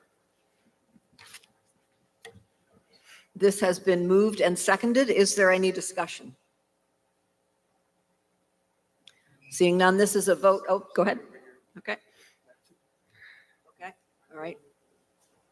Microphone 1 first, please. Patrick Kuju, Presbytery of Brampton. Is this a budgeted item or is this incremental to the budget? This is a budgeted, sorry, moderator? I don't know, so go ahead and answer. This is a budgeted item. Thank you. Right. Microphone 4. Blair Bertrand from the Presbytery of Ottawa. Moderator, I stand to vote against this and the subsequent 2 motions. It's not that I do not recognize the urgent needs of the Palestinian people in the current conflict. I do, and I enthusiastically support PWSD and its work in the region. It's that I find the logic behind the motions difficult to accept. For me, and I believe for my Jewish friends and colleagues, the criticism of Israel in this report is warranted, but imbalanced. The report recognizes that this is a complex situation with plenty of moral culpability to go around, but seems to vilify only one party, Israel. For instance, Hamas, a recognized terrorist organization, and the ruling government of Palestine is mentioned twice, both times to condemn the specific violence of October 7th. However, Hamas as a political organization is culpable in the ongoing conflict with Israel, far beyond the October 7th attacks. Several credible foreign affairs experts attribute the timing of this attack to, among other factors, trying to disrupt talks going on between Israel and Saudi Arabia, mediated by the United States of America. These talks were moving towards normalizing relations between Saudi Arabia and Israel, potentially bringing about long-term stability and peace in the Middle East. Hamas was not included in these talks, nor was Saudi Arabia negotiating with Hamas's interests in the forefront. So informed speculation suggests that Hamas hoped to disrupt these talks and to force Saudi Arabia to re-engage Hamas as a kind of client state, a goal that they were successful at. Saudi Arabia broke off talks, further isolating Israel and endangering years of peaceful diplomatic progress. I see no condemnation of Hamas for this. The problem I see, moderator, is that without explicitly addressing the moral culpability of Hamas, to name just one, although I could also include Saudi Arabia as well, we neglected to address one of the root issues of this conflict, anti-Semitism. Hamas is explicitly and unabashedly anti-Semitic. They exist to eradicate Jews. Many Jewish groups understand the chant from the river to the sea as a call for the eradication of all Jews from Palestine and Israel. They have good reason to, given the record of various groups that have ruled Palestine from the PLO to Hamas. October 7th was not just a violent attack, but an attack on people because they were Jews. If this was to happen in Canada, it would be labeled a hate crime. This kind of vile anti-Semitism has been at the core of Arab-Israel relations even before 1948. To not condemn Hamas for anti-Semitism, all the while supporting Palestine and vilifying Israel, is at best to remain silent about a mortal sin fundamentally at work in the conflict, and at worst, to tacitly approve of anti-Semitism. This has implications for our life and our witness here in Canada. Anti-Semitism is on the rise here. Synagogues have engaged in extra security because of legitimate violent threats. Rabbis and Jewish leaders have been intimidated. Jewish children have been harassed. Of course, this is not the fault of the women and children of Palestine. I recognize this. But when we only vilify Israel, as justified as moral condemnation is, we send a message to our Jewish friends and our colleagues that we have nothing to say about the anti-Semitism they face in Israel and in Canada. So I will be voting against these motions. Thank you. Any other questions, discussion? So the motion, number 4, go ahead. How will funds actually be providing food relief? Give your name and presbytery, please. I'm sorry, Laura Payne, Presbyterian of Oak Ridges. I have a question. It's marking $100,000 to Gaza food relief. How is that money actually going to transform from money to food relief? Are we using other organizations, and how are they chosen if that's the case, et cetera?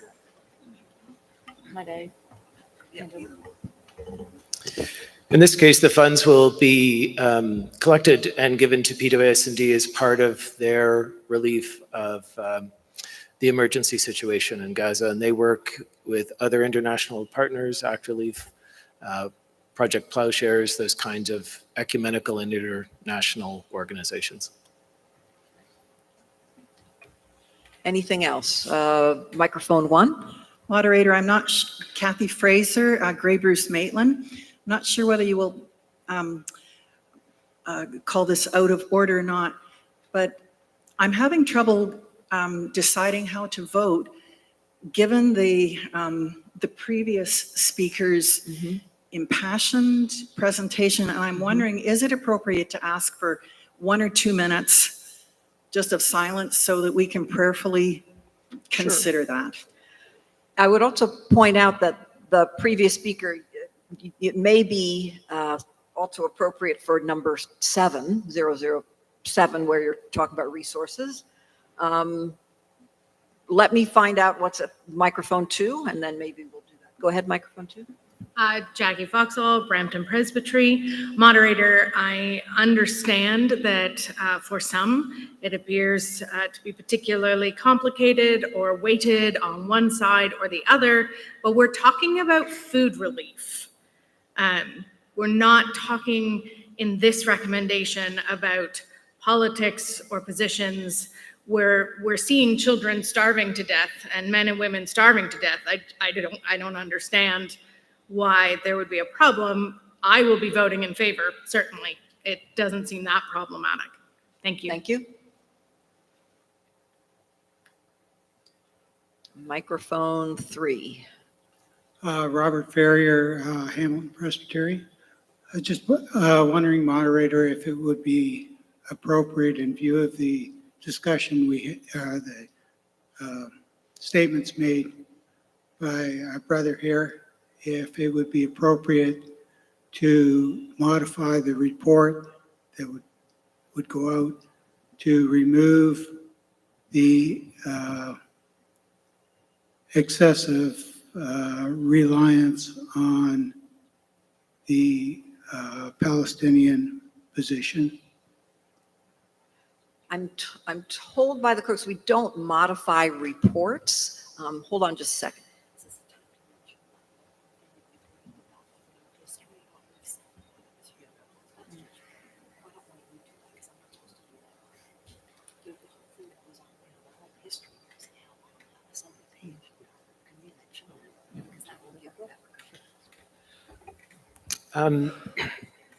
The moderator was just reminding me that it would be helpful to the court if we let you know that on the PCC webpage, I believe it's on the assembly page. It's also on the Just and Lasting Peace page, or at least there are connections from there to the hub. Social Action Hub that outlines all the history of the church's statements on Israel and on Palestine. That's the context in which this report is offered, and there's a very good summation of that in last year's report of the International Affairs Committee that distills much of that information, lays out the church's position quite clearly. In this case, the intention of this report is really to focus on the starvation of the people who are suffering the most in this situation. It is not about seeking to solve the problems of Israel-Palestine or to engage in any kind of religious debate, but rather to just draw the attention of the church to the suffering of people in need of humanitarian relief. So I'm going to ask that we do, a minute of silence. No, you're okay? Okay. All right. Well, we're fine. We've gone on. Microphone 4. Moderator, John Crawford from New Brunswick. I'm not sure how to support or not. I'm all in favor of helping those people in Gaza who are suffering and dying. But I'm not in favor of a report that has the tenor of blame. And I think we need to be very careful. I think our colleague, I'm not sure from where he went. Oh, there he is.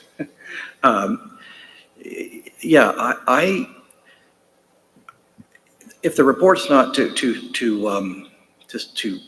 blame, it doesn't sound that way to me. And so I am concerned. I don't believe that we want to be singling out our Jewish friends at all about this. One of my friends, Rob Weinstock, he would always say to me in the Middle East that blood never sleeps. And these things go back a long way. So as Christian people, it's just my opinion that we don't need to inflame the situation. So if we're just talking about relief, then let's just talk about relief. But the dialogue that surrounds this, I'm not comfortable with at all. Thank you.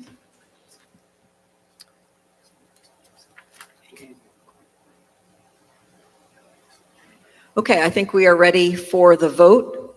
004 is before you. It has been moved and seconded. Yars, you have asked for a vote on this. Advisory vote. All those in favor of the Yars, please signify. This is just Yars at this point. And any opposed of the Yars? Thank you. Assembly, you have been so advised. Assembly commissioners, all those in favor? Any opposed? It is carried. Thank you. Moderator, I strongly recommend sorry. I'll note my dissent, you. Moderator. Blair Bertrand from Presbyterian of Ottawa. Thank you. Moderator, I have been a commissioner myself in a prior year, and I understand that reading all of the reports is not always a thing that happens for everybody. Folks are busy and don't always get a chance. So if you have not had a chance to read the report, I strongly recommend you read especially this section on Israel and Palestine to fully understand, because we fully admit within the report, and I fully admit right now, that it is an incredibly complicated situation. I stand behind the report and those who have written it, who are experts in this matter, far more knowledgeable than I am. And I believe that they did a wonderful job of being fair and addressing as best they could the situation as it stands right now.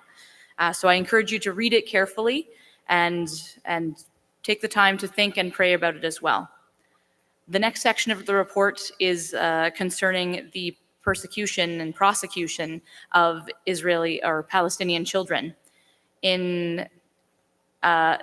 Israel unfortunately prosecutes children within military courts, which lack fundamental fair trial rights and protection. Children as young as 12 are rounded up by the Israeli military, arrested, tortured, incarcerated in military prisons without access to legal counsel or their parents' presence. It is not uncommon for children to be shot. By Israeli reports, as of March in 2024, 194 children were security detainees. 39 children were shot with live ammunition. These figures do not include Gaza. They do not include the biggest active conflict zone. And 61 children are known to have been taken into administrative detention, being held without charge, but the charge is withheld even from the children and their families. The need for international attention to address these injustices and the support for children is urgent. Representatives from the PCC met with the staff for the Defense from Children International, Gaza, at the end of May and heard of the increased violence towards children. The committee is proposing that the church provide $50,000 to the Defense for Children International, Palestine, to help with these issues and ensure the rights and freedom of these children. This has been moved and seconded and is before you now. Any discussion? Microphone 3. Will Ingram from the Presbytery of East Toronto, echoing what Blair Bertrand raised as concerns. Again, it's a question of balance. Those of us in congregations who have relationships, both with Muslim and with Jewish colleagues, are hearing the tensions that they have to be living through. We have a large Muslim prayer group that meets every Friday afternoon at St. Andrews in downtown Toronto. We have relationships with Jewish people. I do note that your very, I think, probably accurate description is nonetheless one side of the issue. Where is our call as a church to release the hostages that are still in detention after the attacks of October the 7th? And if we're going to be designating tens of thousands of dollars to defend children, which none of us are opposed to, but I think we need to realize that this sends a signal beyond this hall, and it sends a signal within this country for those who pay attention, and also sends, I get calls not infrequently when the PCUSA takes statements or takes positions on boycotts and divestments. Are you that Presbyterian? And I just want us to be careful. The world is not waiting for the Presbyterian Church in Canada's stance on a very complicated issue. But if we are going to take stances, I do think that balance is very wise. And even your comments don't reflect the fact that there are Israeli children who were also brutalized by what happened on October the 7th. And so I think for those reasons, I would speak against this recommendation, and I would wonder, this conflict is not going away, and I'm wondering if there would be any wisdom in referring this back to your committee to come back at a future year with more recommendations about ways that these monies can be dispensed. There can be no question, billions of dollars are going to be flowing in relief into Gaza for the foreseeable future. And there are many other regions of the world, Sudan and Congo and many other places, where children are also suffering. And so I just want to invite us to be careful and balanced, because there are implications for the stances that we take. So Will, before you go, are you making a motion to refer this back? Or are you just, I sort of heard that mentioned, but it's not clear. I would if there's a seconder. I don't have anything. Yes, I would make a motion that we refer this back to the International Affairs Committee to be brought forward at a future assembly. And there are other mechanisms within the church at this point to disperse relief through PWS&D has other mechanisms to disperse relief. It doesn't have to come through these Do we have a seconder on the motion to refer? I see over here. Probably you should state your name. We're waiting for the motion to refer to get onto the screen.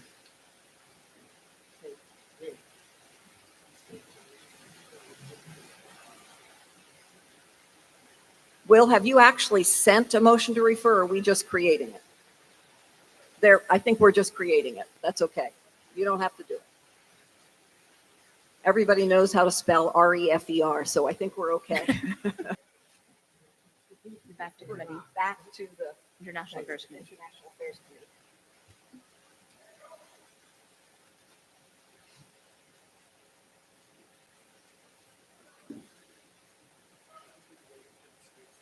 We're just waiting to get this up on the screen, so, and they're typing as fast as I can. I sat over there last year, so I know what the work of the motion coordinators are. Thumbs up. Okay. Okay, so this is the motion to refer that IAC 005 be referred back to the International Affairs Committee. So the only place we can debate this is where it goes. Microphone 4. Moderator Jen Geddes from Vancouver Island Presbytery. I will speak against the motion to refer. Thank you. Okay.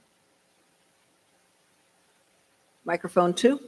Jackie Foxall, Brampton Presbytery. I will also speak against the motion to refer. Okay, thank you. Okay, I will call for the vote on the, the YARS, that's right, the YARS.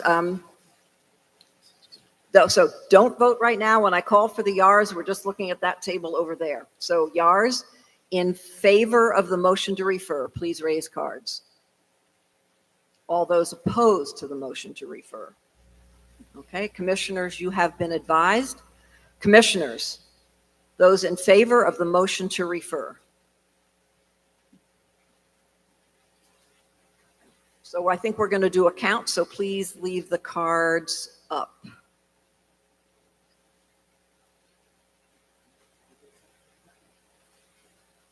Okay, let's put those cards down. So, and those opposed. We're just trying to get a sense of the, yeah, I think it's a no. I do think it's a no. Okay, I think it is defeated. Thank you. So now we revert back to the original motion.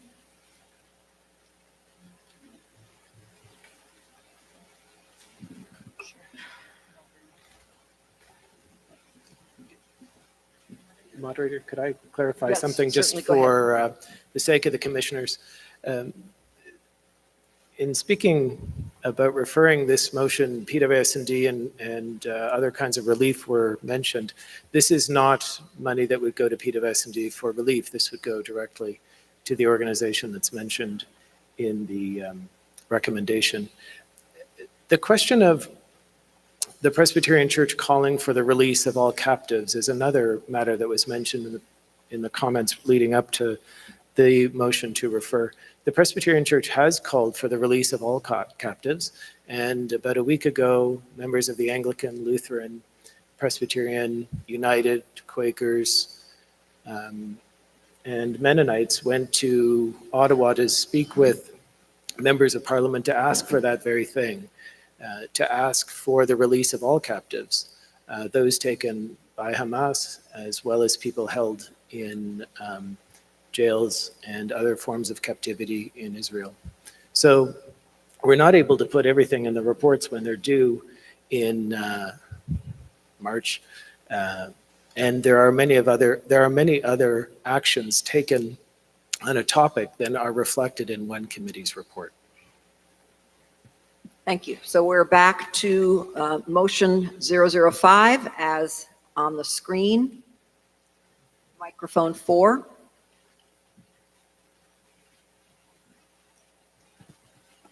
Go ahead, microphone 4. Microphone 4.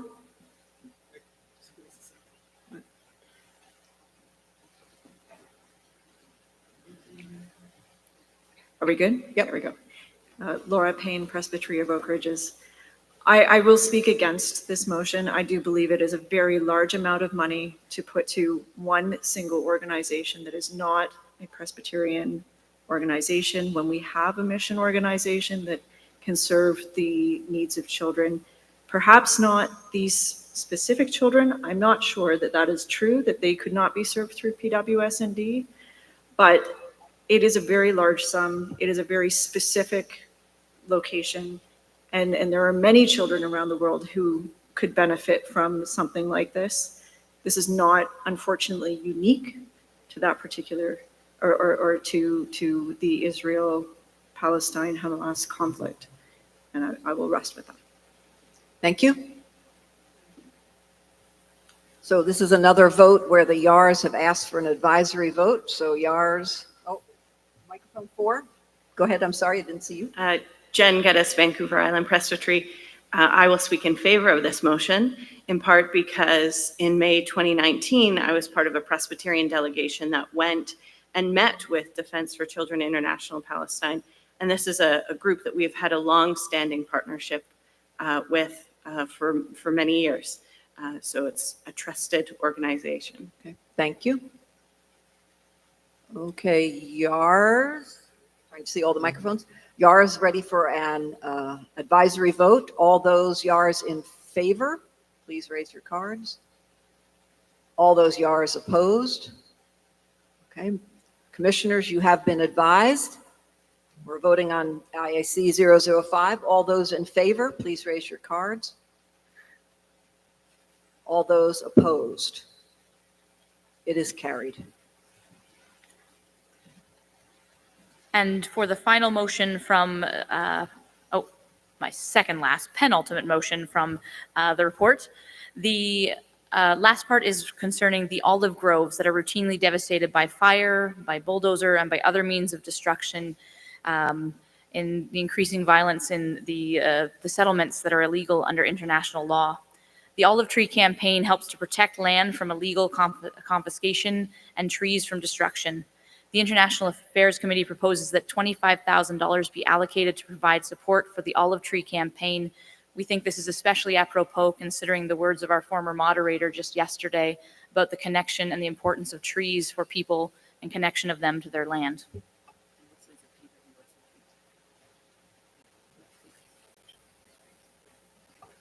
Okay, so this is moved and seconded. It is before you. Microphone 3. Moderator, my name is Une Grace Ko from Presbyterian of Eastern Hanka. I just have a question to ask.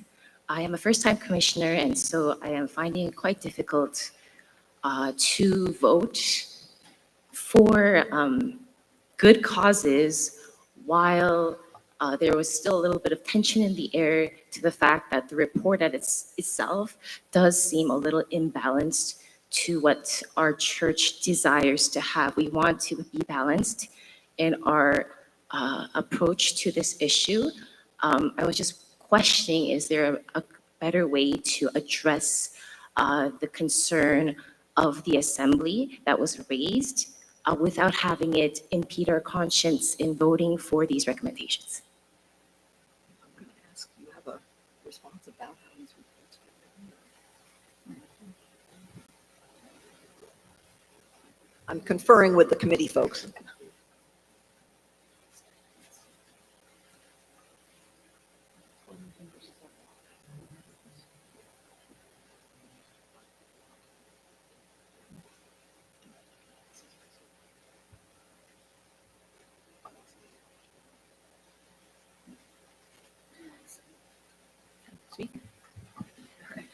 So moderators, thanks to Grace for her question. It is an excellent question. So this particular section of the report was written by two folks who have extensive experience in the area of Israel and Palestine. Some of the folks here, I'm sure, have been on trips to Israel, Palestine with the Reverend Dr. Dorcas Gordon and Gordon Timbers, who are both very knowledgeable about this situation and have an incredible heart for this very, as we've stated many times, complicated situation.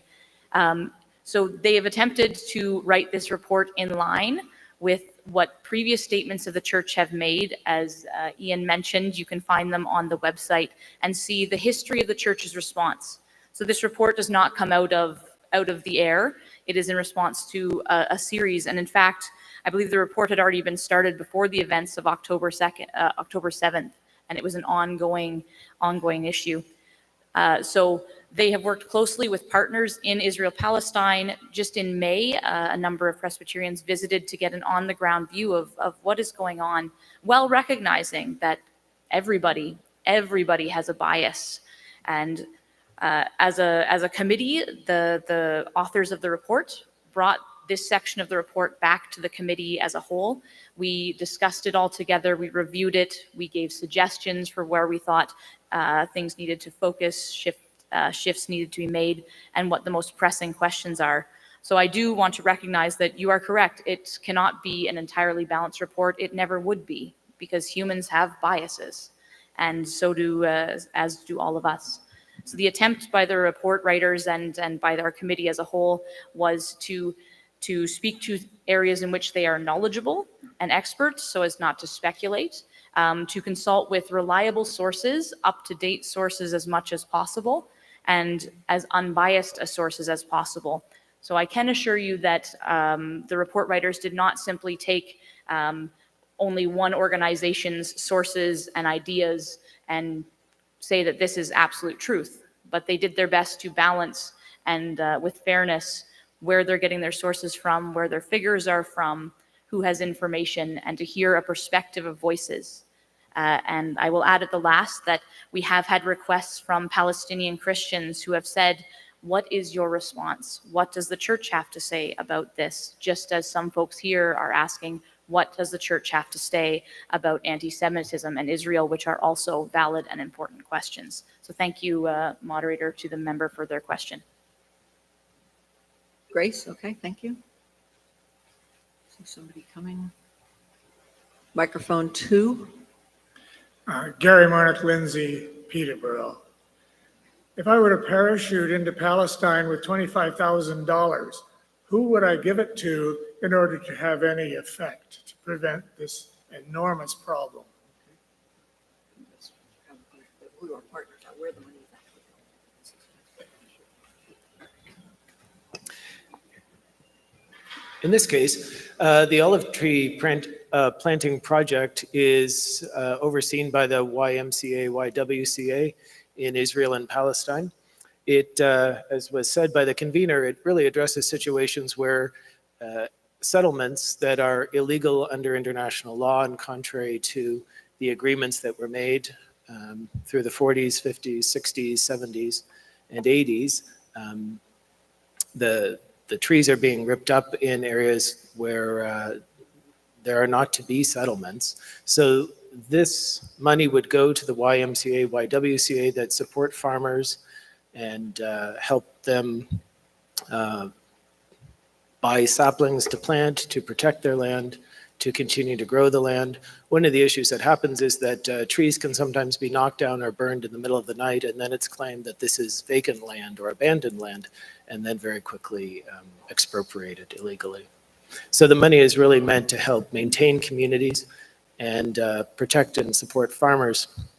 One of the issues is that oftentimes farmers get separated from their fields. So there may be walls or settlement roads that divide farmers and their fields, and some of the olive tree advocacy programs also support farmers as they continue their work in very difficult circumstances. I couldn't actually hear the exact wording of the question. I hope I'm answering it. Okay.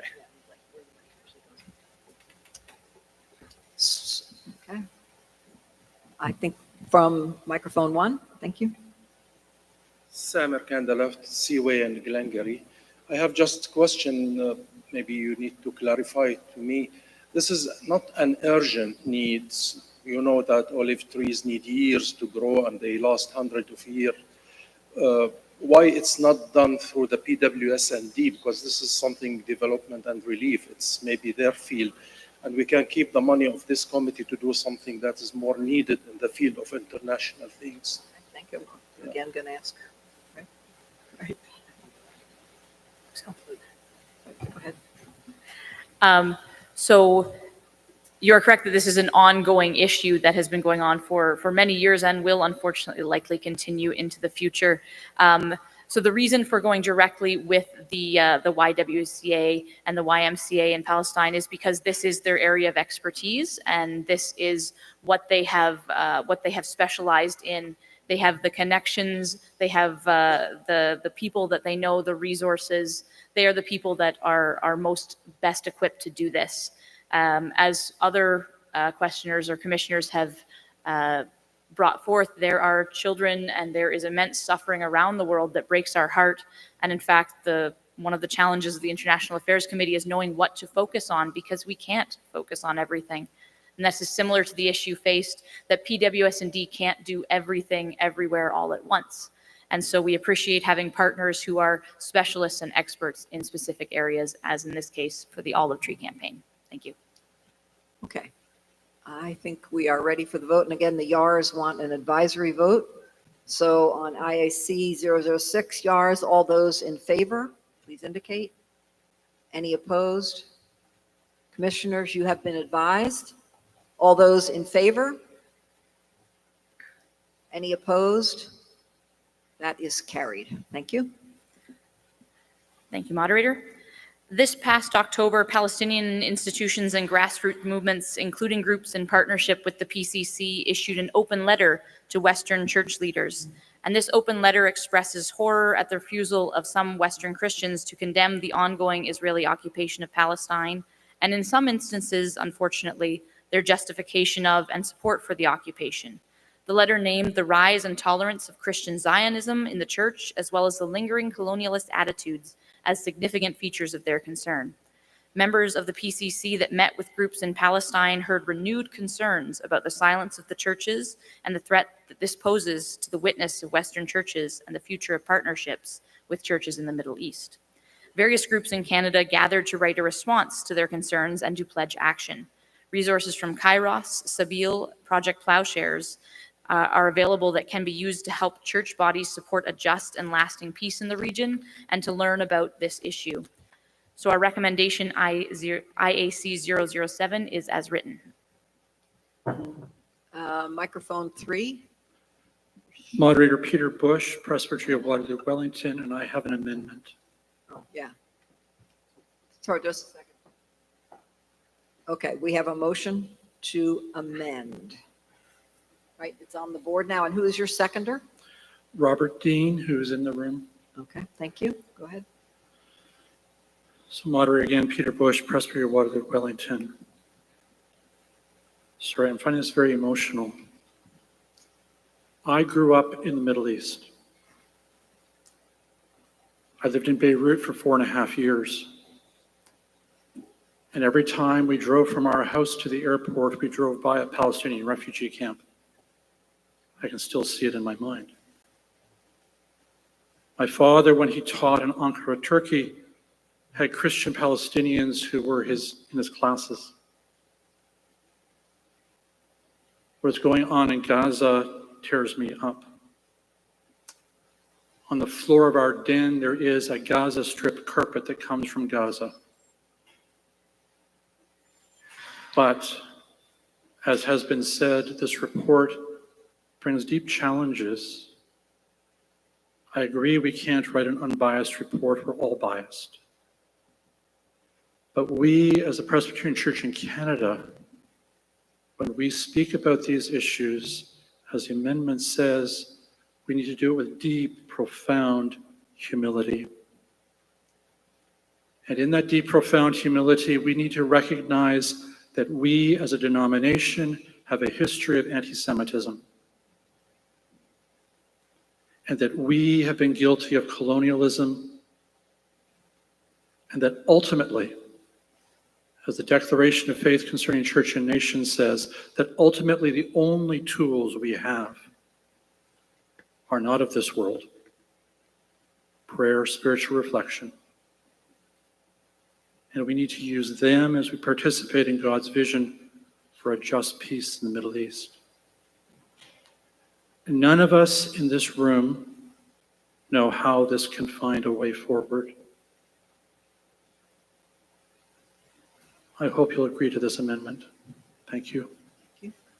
So we have a motion to amend that has been moved and seconded. It is on the screen. Is there any discussion? Yars, I'm going to ask, do you want to vote on this since it's... Yes, okay. Yep. Okay. So seeing no more discussion, Yars will take an advisory vote. Do you vote, all those in favor of the motion to amend, please raise your cards. This is Yars only, please, Yars only. Any opposed? Okay. Right. I think they're thinking. If I look at those faces of Yars. Okay, so commissioners, the motion to amend, moved and seconded. All those in favor? Any opposed?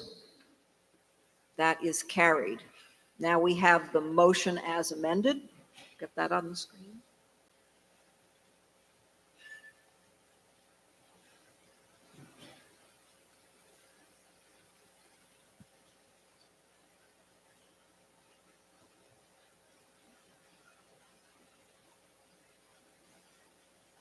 Okay, so the motion as amended is on the screen. I'm sensing we are ready for the vote, so I'm going to just go and do it. All those in favor? Any opposed? That is carried. Thank you. Moderator, I would like to extend my thanks to all of the commissioners here and all of the people that have participated in making this possible. I would like to encourage all of you to visit the table at the back. I have set up a piece of Bristol board with some questions on it that I think are especially relevant for our commissioners, mainly regarding what are your concerns, international concerns? What do you want us to focus on? Because as mentioned, there are so many, unfortunately, problems in the world that we cannot address them all.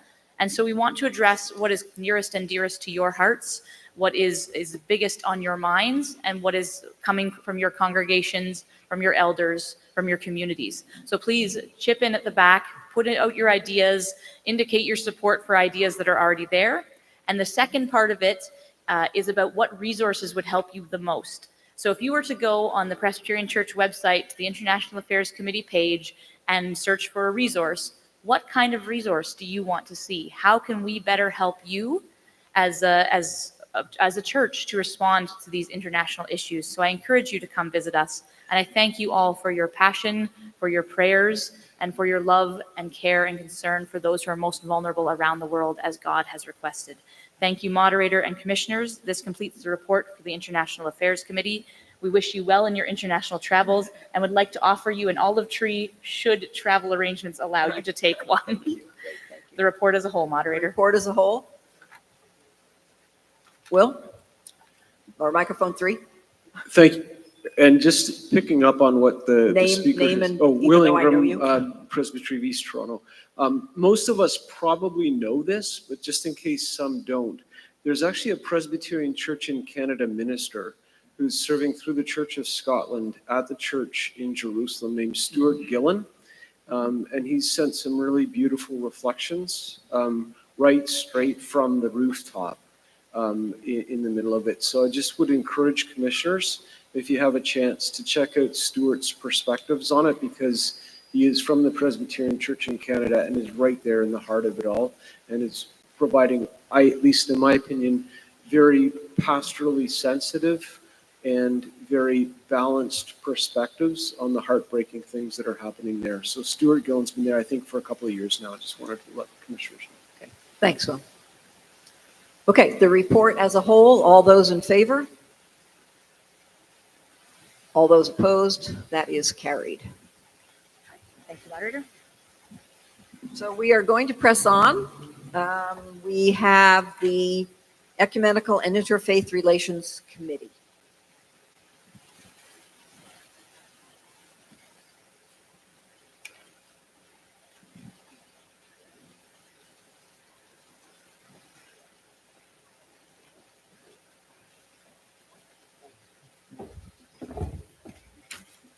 Hi, everyone. I am Laura Lee Campbell, and I am the convener of Ecumenical and Interfaith. I am not a commissioner at this particular General Assembly, so I would have Reuben St. Louis of the Presbytery of Waterloo, Wellington, to move the report, and Amanda Curry, who is from the Presbyterian of Isambos, I probably brutalized that, sorry, Saskatchewan. Assiniboine, thank you. Like I said, I probably brutalized it. If you could please stand so that you could be acknowledged as commissioners to pass the report. Thank you. I do have a couple things that I would like to highlight. As part of the report, you will see that in 2024, our focus on the week of prayer for Christian unity was, you shall love the Lord your God and your neighbor as yourself. And over my time on the Ecumenical and Interfaith Committee, we have had representatives that have gone to Germany and was hosted at the World Council of Churches Assembly in Germany in 2022. And in the years in between these assemblies, this council's various departments and commissions have carried on its business. October of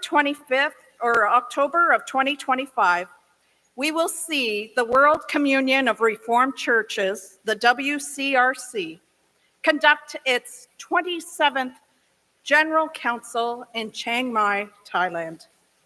Preserve in your witness. This is the theme of Hebrews 12, verse 1. Please note, we are encouraging nominations for representatives to the General Council that are now being accepted by the Ecumenical and Interfaith Committee. So please bring these back to your presbyteries. Theological colleges and presbyteries have been requested to submit names by the end of June 2024. So time's ticking. And delegates will soon be chosen. With the WCRC's Caribbean and North American Area Council, referred to as CANAC, our church is a member of the Canadian and North American Area Council. So every few years, CANAC conducts an assembly, just like other councils. The CANAC will gather in the Cayman Islands from October 27th to the 30th in 2024 this year. Our delegate, Reverend Victor Kim, we find will give great significance to this relationship as the ecumenical officer of our church. The Assembly's effort will also be directed on incorporating CANAC's input into planning for the 2025 WCRC General Council. Another highlight I would also like to mention is the Canadian Council of Churches had truly an enlightening experience over the past year.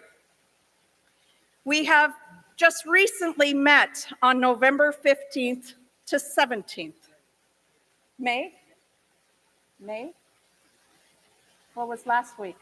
Oh yeah, sorry, I am so lost. We're going to blame the dead brain cells. It is with immense pride that I am announcing the election of our esteemed Reverend Amanda Curry as our new president of the Canadian Council of Churches.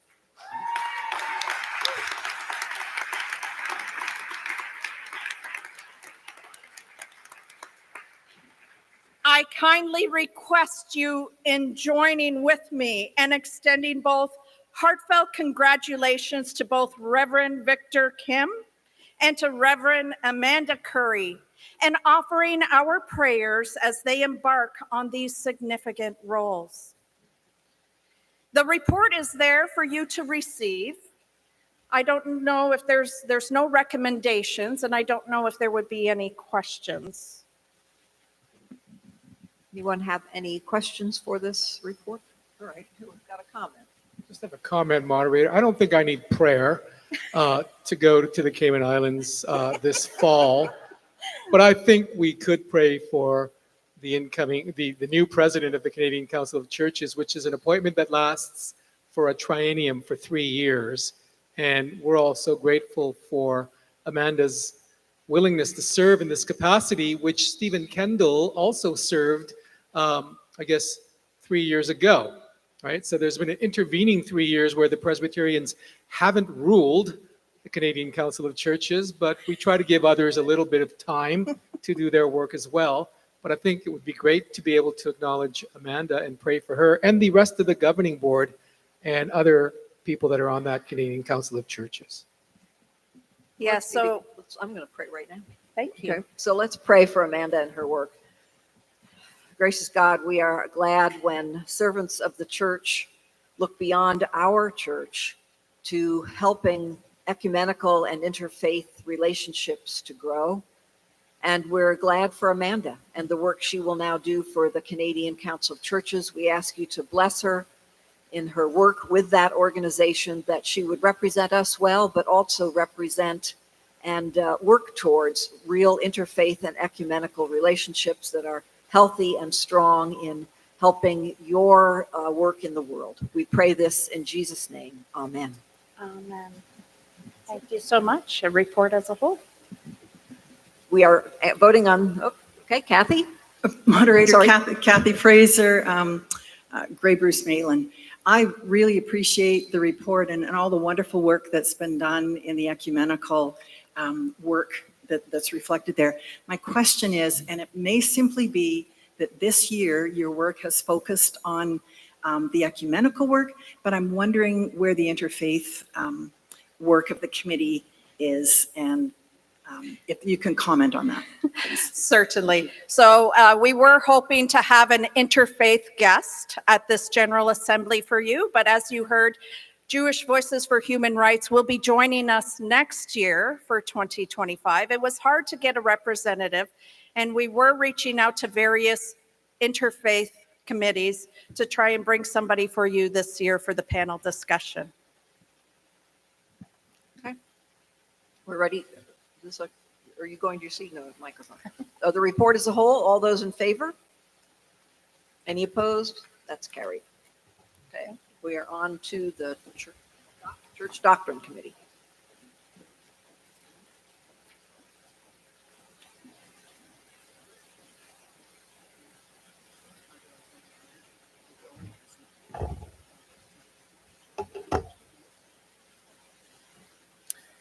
Thank you, moderator. My name is Jeremy Belsmith. I'm the convener of the Committee on Church Doctrine. As I'm not a commissioner this year, the mover for this report is Heather Vai of the Presbytery of Oak Ridges, and the seconder Shalinis and Carlisle of the Presbytery of Essex, Kent. Might invite them to stand just to make themselves known. Thank you so much. The Committee on Church Doctrine exists to assist the General Assembly in thinking theologically about issues that come before it. In so doing, it's our hope and prayer to equip Presbyterians with thoughtful, Christ-centered responses to many of the issues that we face today. This report contains the committee's response to 2 overtures that referred to it for an opinion by last year's assembly, as well as updates on a variety of projects that are ongoing for us. Those projects include one on MAID, after a request came to us from last year's assembly. We're working on how best to pastorally respond those who have chosen MAID, those who are journeying and making their decisions, how best to point them to Jesus Christ, who never leaves nor forsakes. Moderator, this report has 2 consent recommendations. That up on the screen. Okay, we see the consent recommendation for 005 and 006. Waiting to see if anybody, Peter Bush, number 3. Hold on just a sec. Microphone 3. Peter Bush, Presbytery of Waterloo, Wellington, number 6, please. Okay, number 6 be removed. Okay. Remaining consent agenda. All those in favor?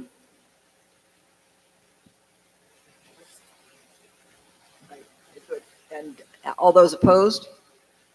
That's carried. Thank you, moderator. 005. Recommendation number 1 is that a preamble we've been working on for quite some time be placed alongside the existing preamble, and that permission be granted to bring a liturgical version of this to the 150th General Assembly. By way of background, this preamble arose in response to two overtures that requested the preambles be rewritten in plain English, quote, end quote, so as to make the preambles more accessible to persons of various backgrounds, especially those for whom English is a second language. A working group formed and developed various drafts. We consulted with many people, including those in the intended audiences. In 2021, the General Assembly sent a draft to the courts of the Church for feedback, and the committee received many great responses, which included praise for a liturgical version. After revising in light of this feedback, the committee sent the document to an editor for polishing, and what you've received today is the conclusion. It's important to note a few things. First, we understood our task to be limited by the overtures. We started with the original well-loved preamble, and we looked to write something that echoed its ideas, its format. We couldn't include all of the theology of the PCC. It also led us to struggle with some of the familiar phrases within that preamble, and that includes the Trinitarian formula that begins the one we've presented, Father, Son, Holy Spirit. But we included pieces like that in a desire to stay connected to the original, and due to the variety of opinions that there were about how an alternate Trinitarian formula should be used. The second thing that we note is that there are places where we worked hard to make the language more accessible, but sometimes that resulted in using more words rather than fewer. And so we needed a bit of a longer preamble. Third thing to note is that if this language is approved, it's our hope to bring a liturgical version to next year's assembly, as we had received good feedback when we put that out for feedback in the past. And lastly, it's not our intent that this preamble or the liturgical one that we hope to bring next year should replace the existing preamble. Instead, what we envision is that these be placed alongside one another, and that congregations and faith communities be given the freedom to choose the one that best suits their context. Moderator, what's presented today is the conclusion of 7 years of work with many voices contributing, including sessions, presbyteries, and colleges of the Presbyterian Church in Canada. So recommendation 1. Recommendation 1 has been moved and seconded and is before you. Is there discussion?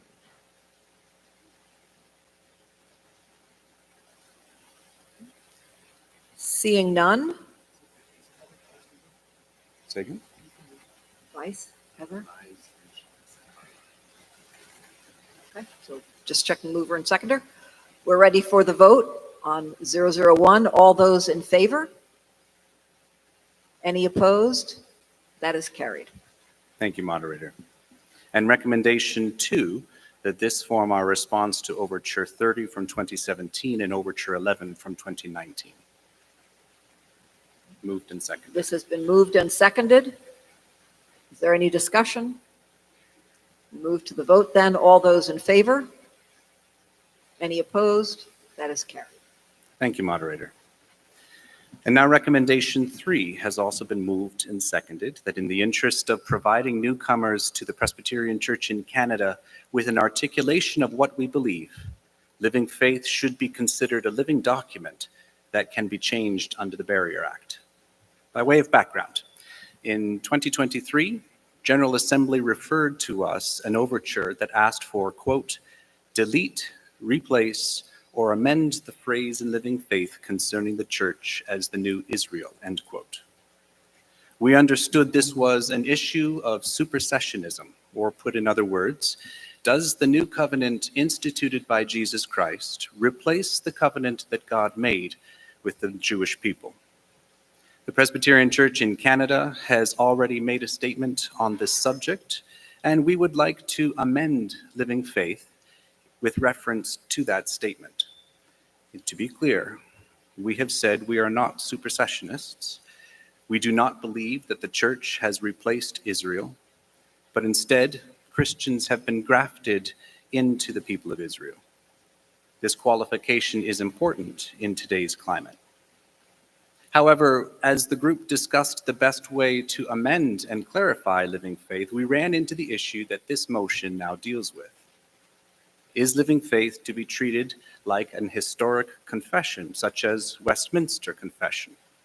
If so, we could provide footnotes on how the Spirit has guided the church since the writing, but we wouldn't change the statement itself. We noted that this is how our Church of Scotland cousins have handled the Westminster Confession. However, many of us on the committee also noted the newer nature of living faith and how many of us in pastoral roles use it in order to introduce people to Canadian Presbyterianism, to the articulation of what we believe. And so in this role, should it show what our current beliefs are? And that's why we're bringing recommendation number 3, to test the will of the court. If the General Assembly passes this motion, it will be affirming for us that living faith is a living document, and so it can be changed. And in that case, we will bring to next year's Assembly a recommendation to amend living faith with language that affirms statements we've already made. If the Assembly declines to pass this motion, we will receive that living faith is historic and should not be changed. And in this case, we will bring language and suggestions for footnotes that affirm the PCC stance to next year's Assembly. Moderator, recommendation 3. Thank you very much. Recommendation 3 is moved and seconded. Microphone 4 first. Moderator Amanda Curry from the Presbytery of Assiniboia. I would like to speak against the recommendation. Although I understand and appreciate the concern of the overture with regard to the phrase "the new Israel," I have concerns about this assembly choosing to suddenly and without due consideration begin amending a subordinate standard of the church. After stating in the report that their preference was to respond to this overture by clarifying how to interpret the words "the new Israel," I was surprised to see the Church Doctrine Committee then recommend that we begin regular amendments to living faith through the Barrier Act. This would be a very different approach to the subordinate standards than our church, not only the Church of Scotland, but our church has taken in the past. The 2002 document of church doctrine, Confessing the Faith Today, the Nature and Function of Subordinate Standards, details our history and consistent approach to reformulating the faith that does not include amending historic confessions. Instead, we make declaratory statements to clarify, interpret, and renew our faith statements for today. And at times, we write and adopt new statements that articulate our confession of faith for a new time. Indeed, living faith is the 1980s, 1990s subordinate standard that did that most recently. I would suggest that a declaratory statement that clarifies and interprets living faith would be appropriate. And at some point, perhaps not too long from now, a new statement of faith for our time will be helpful. However, I do not believe it will be wise or helpful to begin amending living of faith in an attempt to keep it up to date with changing language and current issues and concerns. It would be somewhat like continuing to amend the Book of Forms, and we keep up a change and another change and another change. And I would prefer to see us have an exploration of how do we need to express our faith for today in this time, whether that's very soon or a little bit down the road. Thank you. Thank you. Microphone 3. Peter Bush, Presbyterian Waterloo, Wellington. I concur entirely with what Reverend Amanda Curry has said. I'm opposed to this motion. In fact, the fact that we do not change our subordinate standards is part of our Canadian identity. We are different than our American siblings to the south, the Presbyterian Church USA, who do amend theirs. This is a distinct piece of Canadian identity, and it fits with the kind of understanding that we have even as we function as a nation politically, that we do not. So, crash course in history here for 1 minute, moderator, if you'll give me 1 minute. 1 minute, I'm counting. When the British came and took New France, They did not replace French law with English law. The historic remains and then is amended with declaratory acts, etc., and explained and further. So the state, I believe, living faith, as has been stated, states of faith are faith for the 80s and 90s, and we amended by declaratory acts explaining it. Thank you. Thank you. Microphone 1. Thank you, moderator. Bill Grace, Presbytery of Pickering. Just a clarification question. Should this go through the Barrier Act, is that for one change and another change would need another Barrier Act, or is this turn it into a malleable, editable document once it goes through the Act?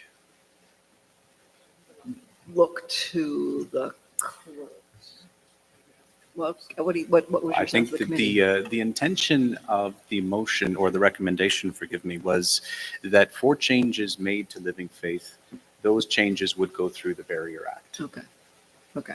So that's part of this motion, as I'm taking it, is that the sense of the committee is that if you did change it, if you voted in favor and they did change it, the changes would go to the Barrier Act.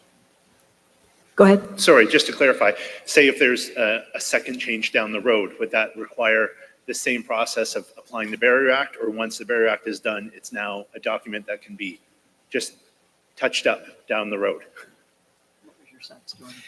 Certainly. Thank you, moderator. I think our sense was, we hadn't gotten into the weeds of how many changes would be going through. Right now, we're only aware of 2 comments that would need to be made. And for our, we were limited by the overture in responding to this overture. And so for our purposes, it would be the single change. But there may be others that the Assembly chooses to send down as well.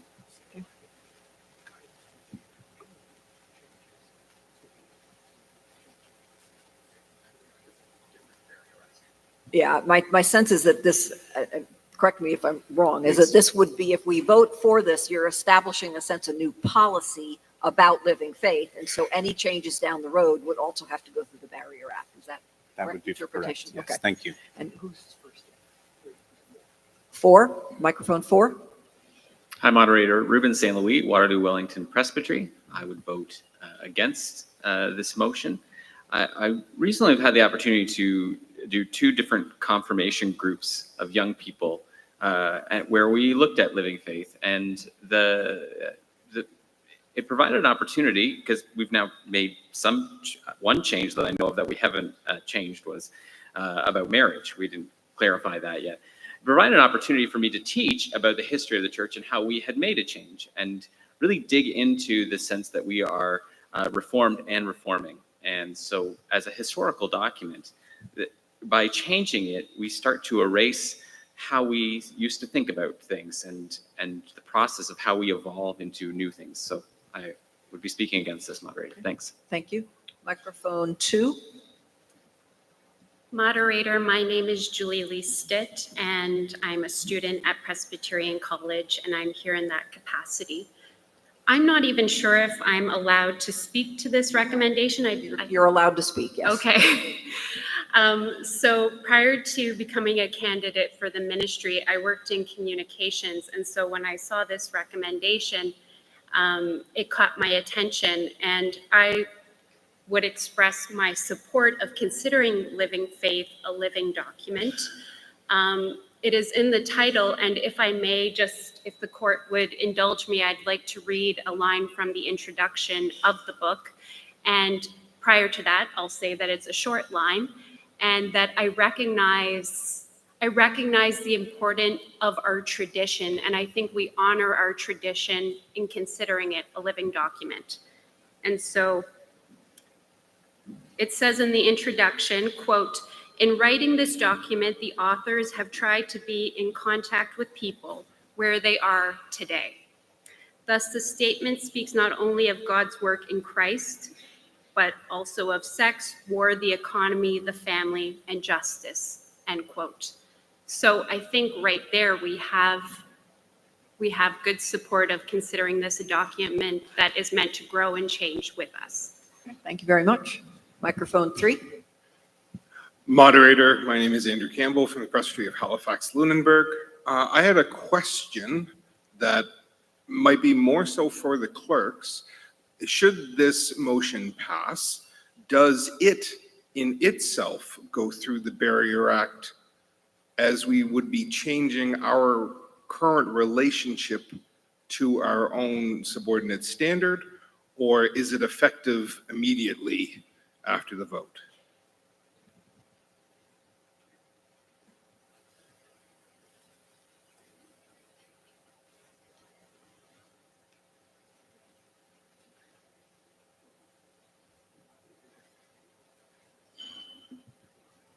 When you get the clerks conferring, it's a good question.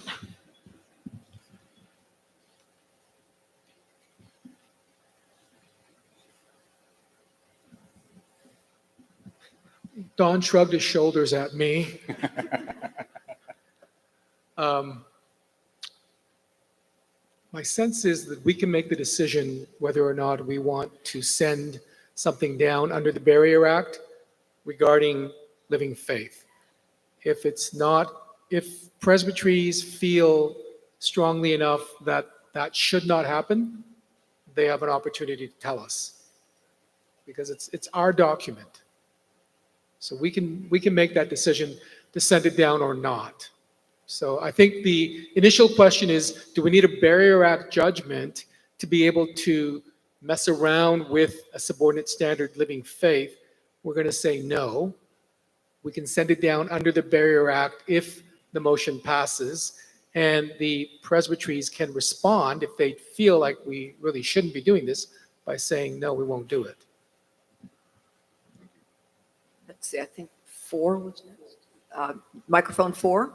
Moderator Ross Lockhart, Westminster Presbytery. I would speak against the recommendation, but in a positive way to say, I think in our church's history, some of our best theological work has been done when reconsidering our subordinate standards.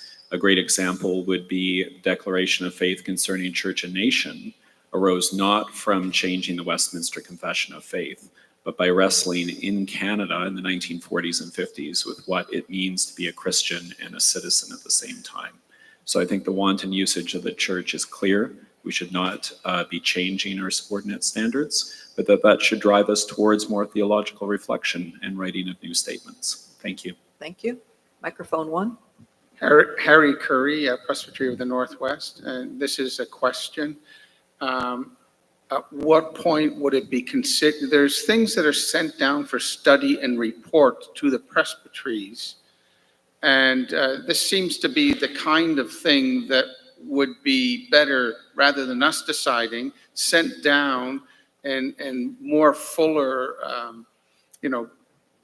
give some options and send it down and get some feedback from the presbyteries before it comes to a sort of decision. I think it's a major decision.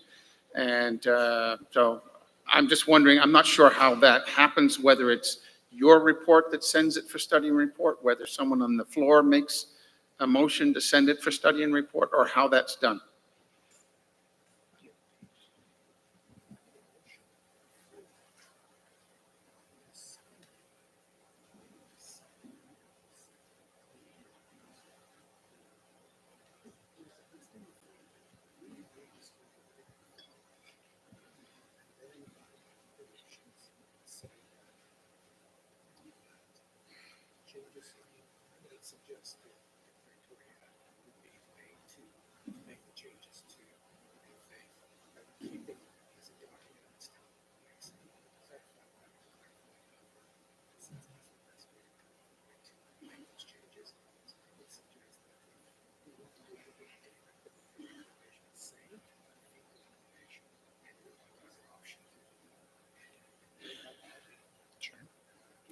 The wisdom of the assembly.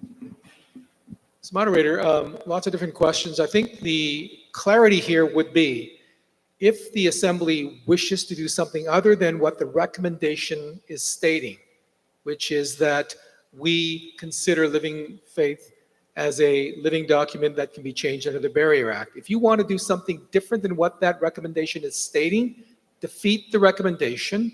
Other suggestions have been already aired, that we could pass declaratory acts or other things. We could send the whole issue to be referred back for study and report from presbyteries. But the simple thing would be defeat the motion, move on to other options. your committee would then entertain other options. That's what you said. If this is defeated. Well, what we said is if this is defeated, we would put a footnote, because we can't actually do what the overtures asked us to do. And we're referencing a statement that's already been made and approved by a previous general assembly. So I'm not sure we needed to put a Right. Okay. Okay. We've already said that. Okay. All right, so you have the guidance from the clerk, and the committee is suggesting that if this is defeated, as you said, if this is defeated, they would come back next year with a suggestion that they've already worked on. That's right. Our plan would be to put a footnote in referencing a statement. Thank you. I'll talk into the mic. Our plan would be to put a footnote in referencing a statement our church has already made on supersessionism. So we are very close to the end of our time this afternoon, and this is a highly interesting discussion, but we're going to get hungry. Okay, let's make this the last comment. We will come to a vote, however, later this evening. Microphone 2. Hello, I'm Emma Bell Smith from the Vancouver Island Presbytery. I speak in tentative support of the recommendation. Yeah, again, I guess my primary concern would be how would we preserve the history of the document while still respecting its living nature? Okay, all right, thank you very much. So we will call time on this. We have nobody at the microphone right now. We will see where we are. You know, if people are like flooding to the microphone after dinner, we may have more debate. If not, we may move to a actual vote on this. And I'm asking, let's see, it looks like we have a business committee report. Please.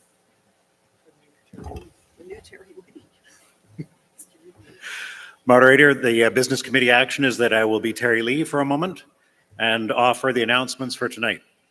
A brief meeting of the Remits Committee at 5 p.m.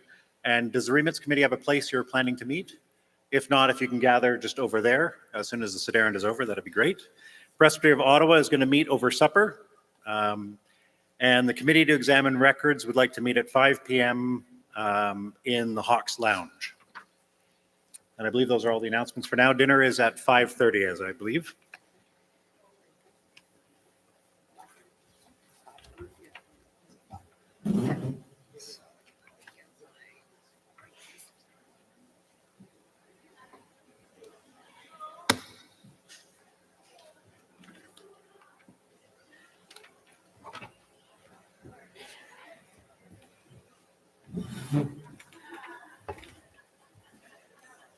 Okay, so we're going to close for the moment.